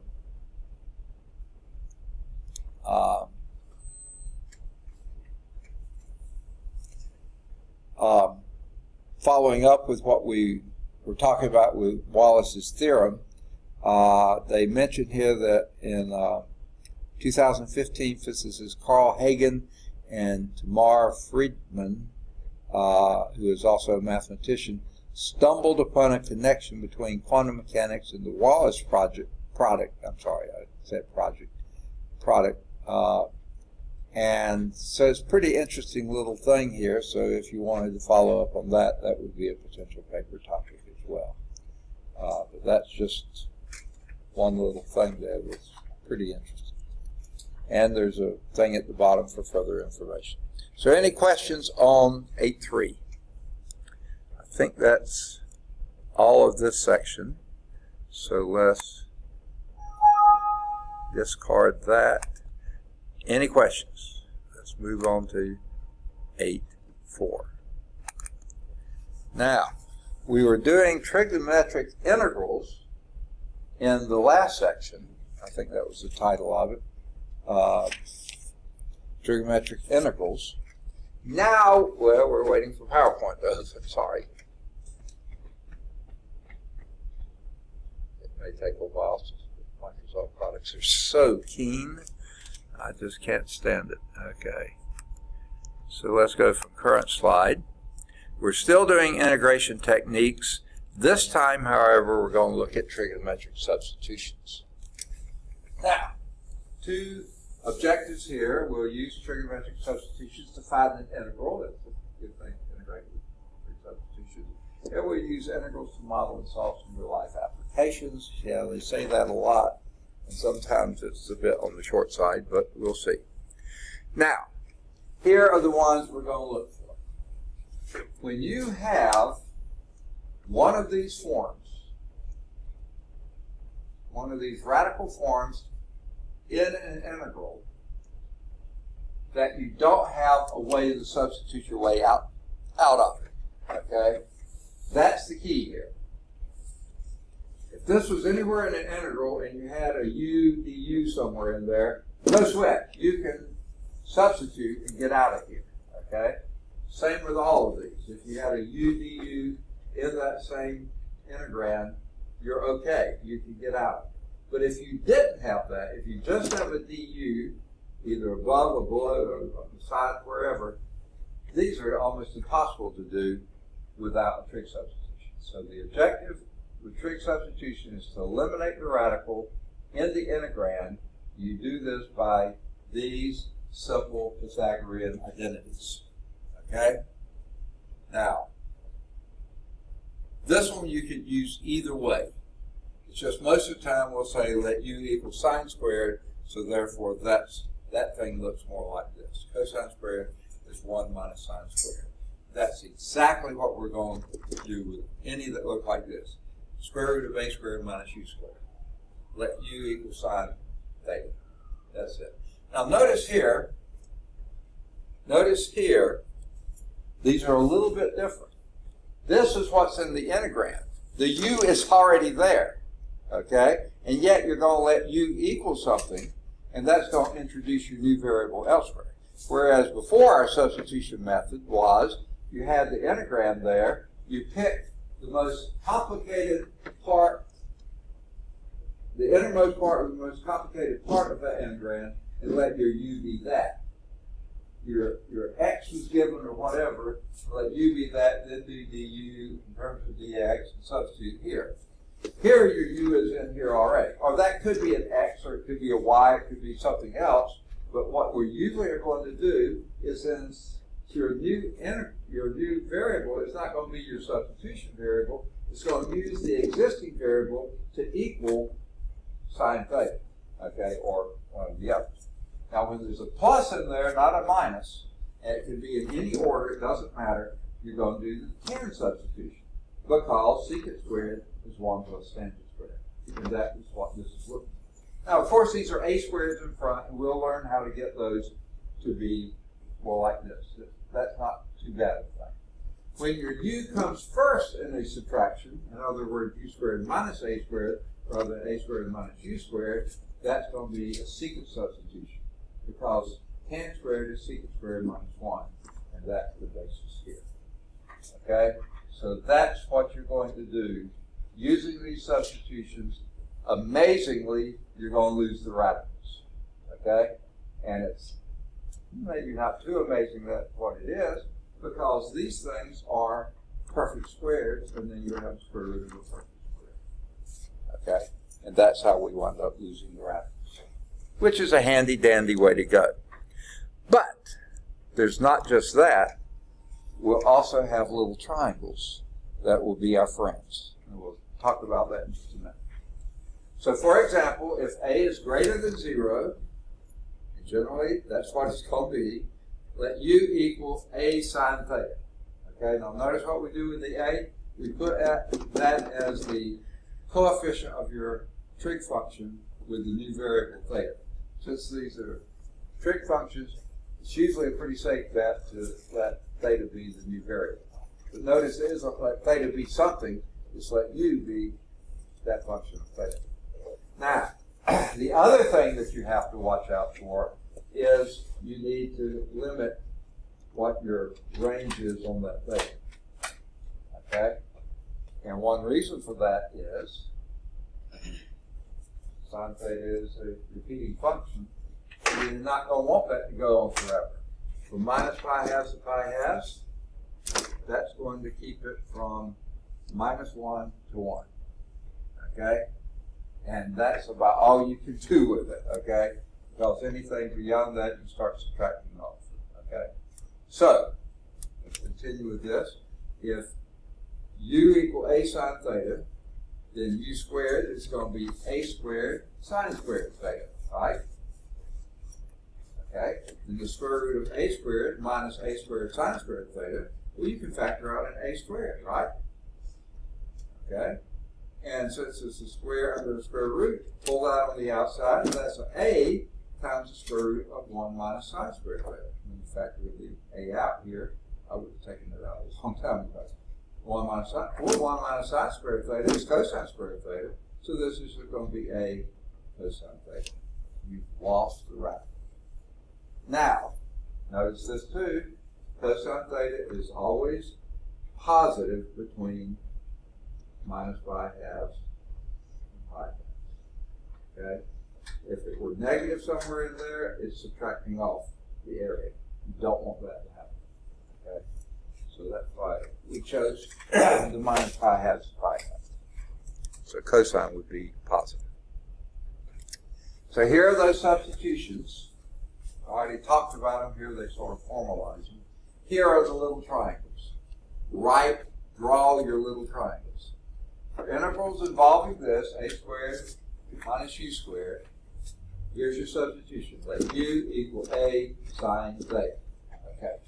Draw your little triangle. Okay? Put an angle theta in here. Make sure it's a right angle. Okay? Whatever I stand, I'm going to be in somebody's way here. Okay? Be sure you draw a right triangle.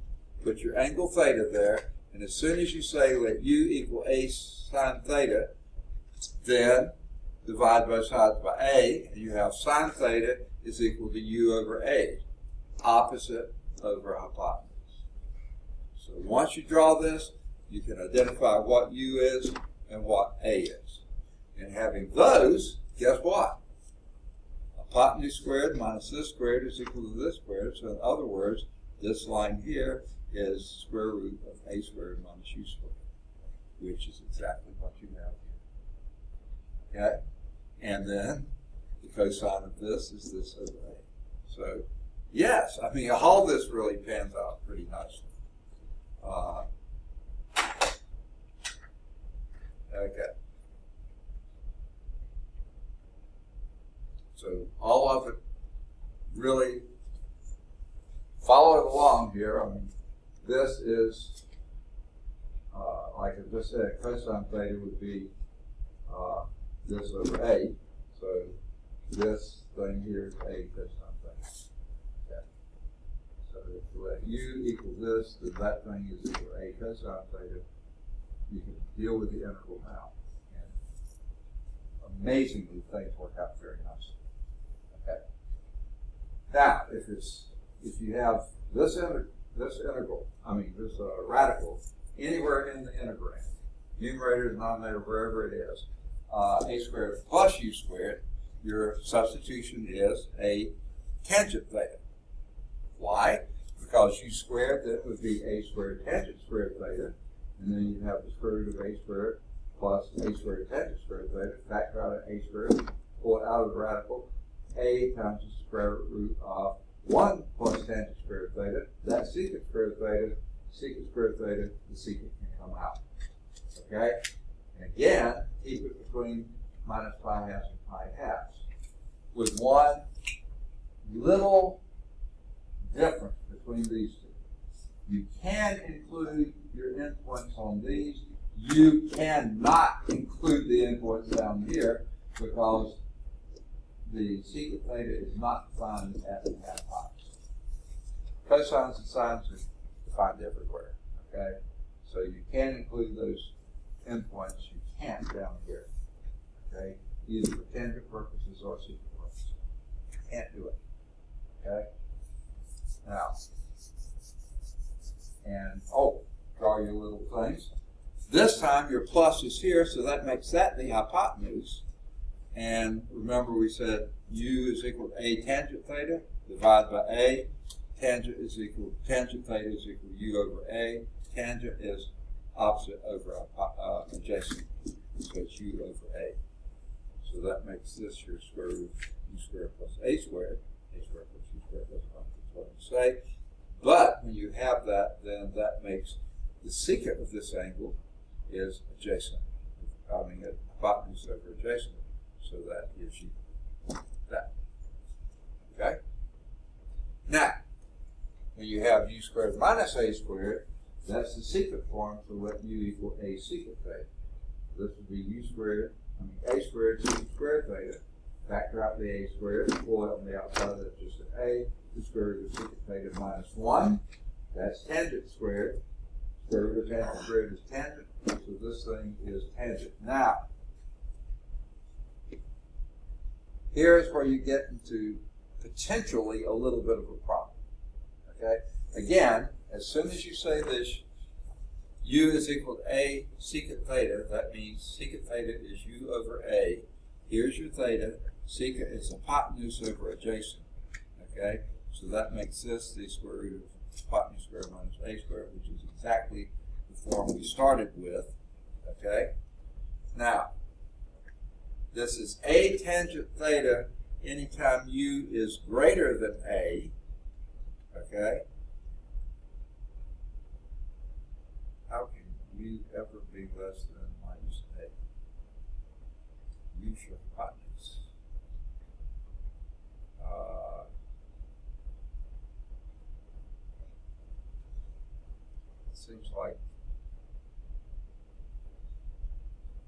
Seems like a ridiculous situation.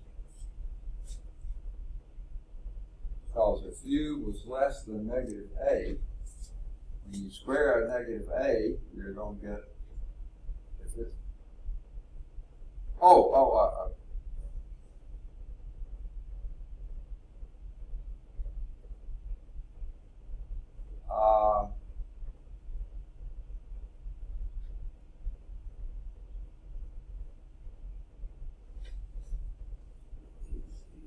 when you're in the first quadrant, I don't see how that could ever be. Okay? For it to be a minus a, you'd have to be over here. And maybe that could come up somewhere. I just don't see it. Okay? Maybe we'll see an example of that, but I'm not going to sweat that one much. There's your trig substitution for that kind of form. All right, let's do example 1. Now, remember, I don't have a white, so y'all let me know. 115 right now. Huh? 115. 115, okay. What are we going to do with that one?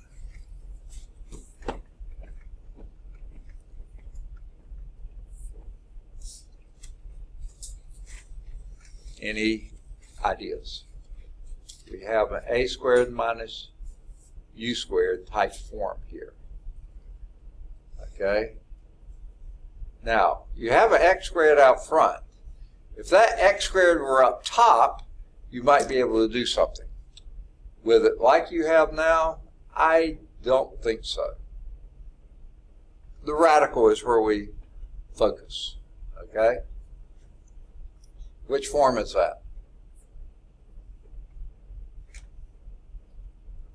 What substitution you make?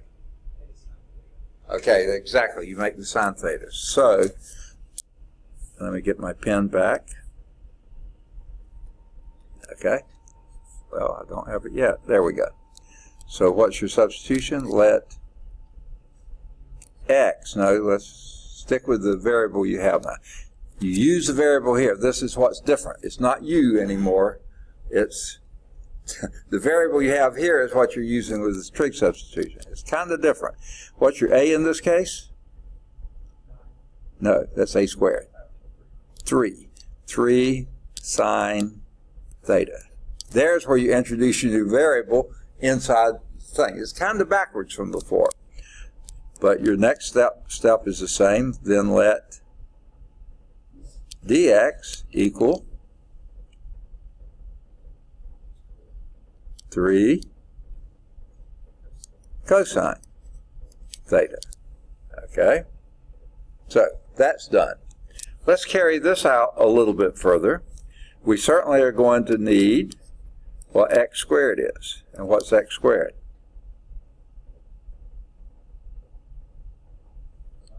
Nine sine squared theta. Okay? And carrying that another step, what is 9 minus x squared?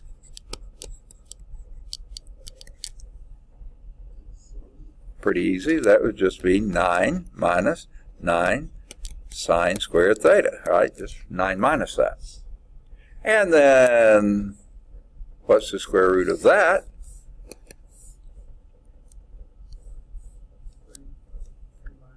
Three times the square root of 1 minus sine squared theta, right? Which is 3 times, what's 1 minus sine squared theta? Yeah, it's cosine theta. Okay, it's cosine squared theta. Square root of that is cosine theta. Okay. I think we have beat this practically to death. The only thing I would suggest now is draw your triangle to keep from forgetting it. I do that from here.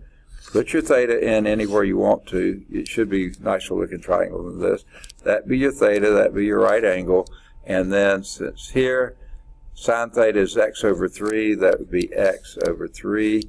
And that makes this side over here the square root of 9 minus x squared. Okay? Which is exactly what that is. Okay.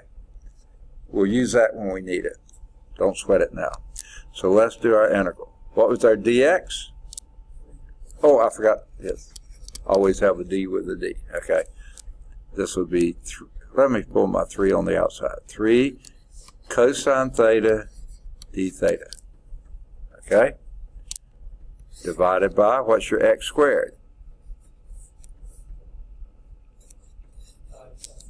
9 sine squared theta. Okay? And what's your square root of 9 minus x squared?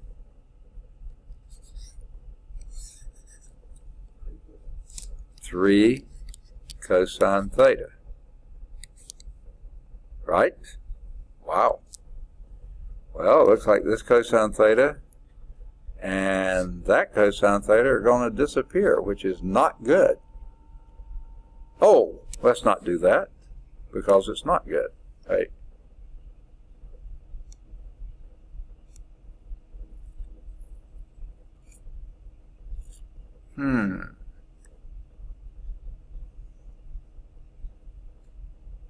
This may not be bad. Okay? In fact, the 3's will go out too. It's pretty amazing. Okay? So what we have now is the integral of d theta over 9 sine squared theta. Okay? Let's pull the 9 out. Okay? So we don't have to mess with that anymore. Alright. And what do we do if we had a sine squared? Oh, no, we don't have to remember last section, do we?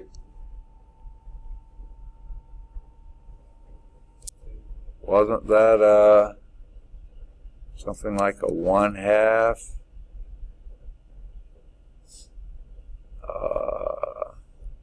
1 minus or plus cosine 2 theta.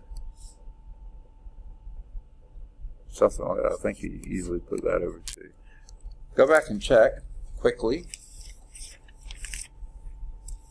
Remind ourselves what that, here we have. Remember, this is on page 532. That was the sine squared theta is 1 minus cosine 2 theta over 2. Goodness gracious, I can't believe I guessed right. Okay? I never do that. Okay? So, what do we have here? That's in the denominator. So, we'll flip it over, and the 2's will go out. And what we'll have is a integral of d theta over 1 minus cosine 2 theta. That's kind of a big boo hiss, isn't it? Okay. Now, have I shown you the trick of multiplying by a conjugate? Didn't we do that? Okay. What's the conjugate of that? 1 plus cosine 2 theta. If we multiply by that, we have to multiply by this 2, 1 plus cosine 2 theta. Okay. I can't believe they're leading off with this weird of a problem. Okay. So that's 1 plus cosine 2 theta d theta over, and what's that? 1 minus cosine 2 theta times 1 plus cosine 2 theta.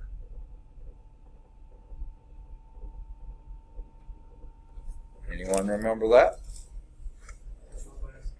1 minus cosine squared 2 theta, which is sine squared 2 theta. Okay, so here we're back with sine squared 2 theta. Okay. Now, has that helped us any? It appears not, but boo hiss. I'm okay with this part here.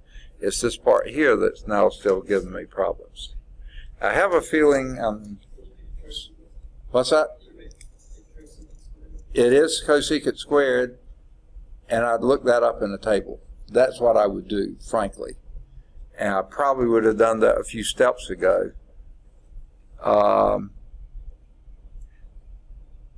Right here, I think I would have changed that to cosine or cosecant theta. Now that's before. Okay, so before I did any at this point right here, I would have done that. I think I had a coefficient that I may have lost. Yeah, I think I did, because I think I thought that was a 2 and it's really a 9. Sorry, my handwriting got in the way there. I think I would have looked this up right here, made that cosecant squared theta, and done an integral there. Let's see, I know they didn't intend to do it that way. Yes, they did. That's exactly what they did. When they got to this form right here, that form right there, 1/9 integral of d theta over sine squared theta.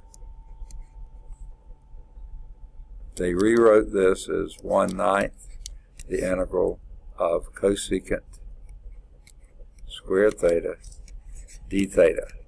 Now they went through some motions on, well, actually that is cotangent theta, that's right. That is one that we know.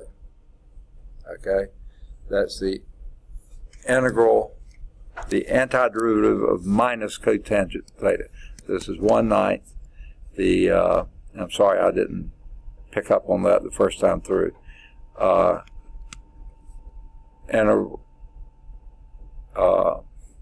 cosine, cotangent.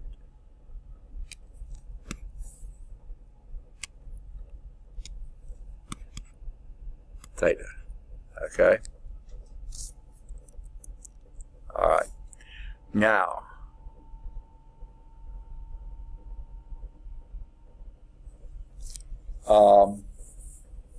and they did a plus C there, but I was debating whether to do that yet or not. What we have to do is go back and do our substitution. Okay? Well, this is cotangent theta. Okay? What I would do is go back here and say this is 1/9. And what is cotangent? Cosine theta over sine theta. Everybody agree? Plus C. Well, up here we've got what cosine theta is. It's 1/3 the square root of 9 minus x squared. Or go back to your little triangle here and say cotangent. Well, in fact, you could have done that right there.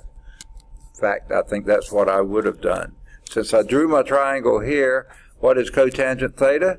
Cotangent theta is adjacent over hypotenuse. So there it is. So forget this. 1/9 times adjacent is the square root of 9 minus x squared divided by x plus c. That should be the answer right there. Wouldn't the hypotenuse be 3 if we're doing the triangle? Say that again. Isn't the hypotenuse 3 in that triangle? Oh, you're right. Wait a minute. Hypotenuse is 3, but so what? I mean, I thought you said adjacent over hypotenuse. second? I thought you said adjacent over hypotenuse. No, adjacent over, I may have said it, but it's opposite. That's what I meant to say was opposite. Because, you know, tangent doesn't deal with, tangent, cotangent don't deal with hypotenuse at all, only opposites and adjacent. So if I said it wrong, sorry, I was writing it the way I meant to say it. And let's see if that's what they wound up with. Oh, and by the way, well, no, they do one little strange thing here. I guess it's little. Oh, I forgot. The integral of cosecant is minus cotangent, so this is a minus here too. And the other thing that this does is, let me take this out because we didn't use it. It was a nice form. It didn't go out. Okay. It was a nice form, but completely unnecessary. That's where your triangles will help you big time, okay? Because as soon as you got that, you're ready to write. They wrote it this way. This minus the square root of 9 minus x squared over 9x. Now, I don't know why they find that preferable, but it's okay. There's nothing wrong with it. Okay? Minus 9, well, they put the minus out front. Square root of 9 minus x squared over 9x plus c. Okay. And they then say, notice this too, and you can do that. All right. And then finally, let's see, there's a technology thing at the bottom using a computer algebra system to find definite integral. If you have access to one, knock yourself out. Okay, let's see how they did it. This is how I did it. Let's see how they did it. Okay. First note, the basic integration rules do not apply. Yeah, can't substitute, can't do anything else I can think of doing. Okay. So, use trigonometric substitution. You should observe that 9 minus x squared is of the form a squared minus u squared. So you can use the substitution x equal a sine theta, which would be 3 sine theta. Remember, it's always the square root of that first number. Okay. Even if that first number would have been 3, then you've done the square root of 3 sine theta. Okay. Using differentiation in the triangle shown, there's your good old handy dandy little triangle, you can obtain the dx. Okay. I never like to start with dx. Oh, the x, okay, here it was. The x equals 3 sine theta. Then dx is equal to 3 cosine theta, d theta, don't forget your d theta there. And then go back to the x and do your x squared. I like to do all these little steps in there. X squared is equal to 9 sine squared, and 9 minus that, and just keep on going.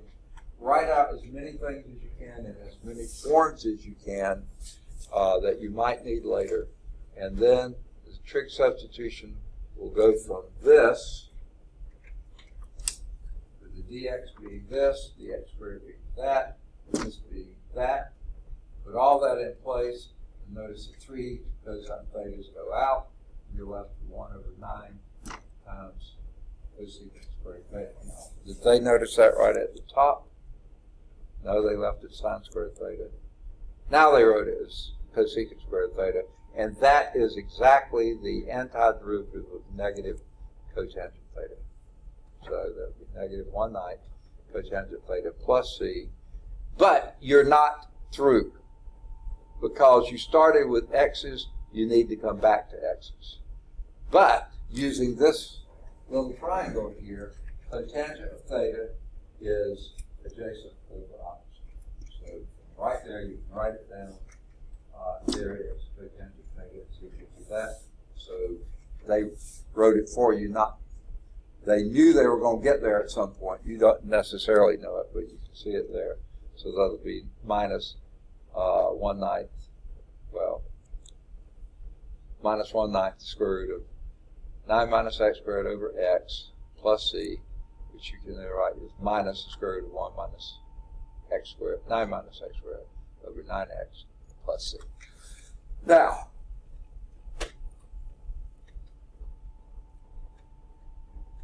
whenever I do these, I get a little ill feeling in my stomach when I think, but wait a minute, how can you come up with a negative integral? Well, you can. It can just be something underneath, but there's no way really to go back and look at that and see that that's an issue here. So note that the triangle can be used to convert, yeah, and we did that. Okay, we already did that. All right, that was example 1. They're skipping examples 2, 3, 2, 3, and 4. So how much we got time for? 134. Let's see if we can get example 2 done. Okay? Okay. What do you think? Find the integral of dx over the square root of 4x squared plus 1. Okay? What substitution comes to mind here? Okay, tangent. Okay, okay. Here we may have a problem, Houston, because here I'd say let 2x equal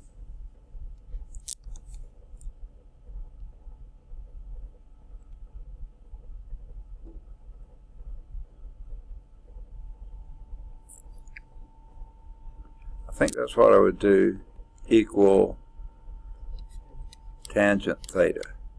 Is that right? Triangles are helpful. Draw your little triangle here. That would mean tangent x is equal to 2x over, tangent theta is 2x over 1. If this is theta, that would be 2x over 1, which makes this the square root of 4x squared plus 1. Yep, that's what we have. Okay. It makes me feel warm and fuzzy inside, so I feel better about it now. Okay, then, what's your then part? 2 dx is equal to, say again, secant squared theta. Okay, d theta. Don't forget your d theta.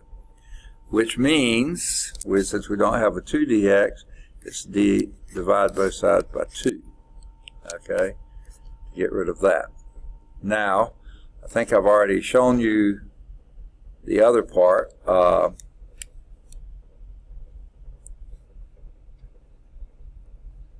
let's carry it out again. 2x squared is equal to tangent squared theta. Add 1 to that. Okay. And then, okay, this is looking ugly. This will be 4x squared plus 1 is equal to tangent squared theta plus 1. And that, by the way, is take the square root of all of that, and that would be the square root of secant squared, which would be secant theta. Okay? Which you see here, secant theta is the square root of 4x squared over 1. So that everything is sort of fitting into place here. I think I've got all the forms I need. So let's do the integral.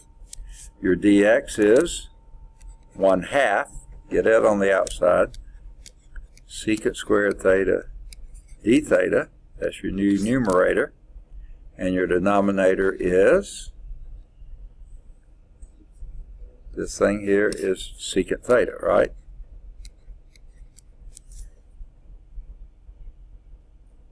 Believe so, right? And this will then take that away, and we have the integral, goodness gracious, 1/2 the integral of secant theta d theta, which I'm real tempted to call 1 over cosine theta d theta. And does that look like it's integrable? No, it doesn't, does it? I was thinking it would work out. No, no, no, no, no. I think this is the one to look up in a table. I'm sure that's not, yeah, it's the secant rule, which I'll look up in a table rather than trying to memorize. Okay? So I wouldn't go here, I'd just go straight from secant theta to 1/2 the log of absolute value secant theta plus tangent theta. Okay? That's one we did early on, and then you do a plus c. Okay? Now, those are a pain in the neck because those are in thetas. So let's get back to x's. 1/2 the log of absolute value. What's secant theta? We got that right here. The square root of 4x squared plus 1. Okay? Plus tangent theta, and that is 2x. Opposite over adjacent.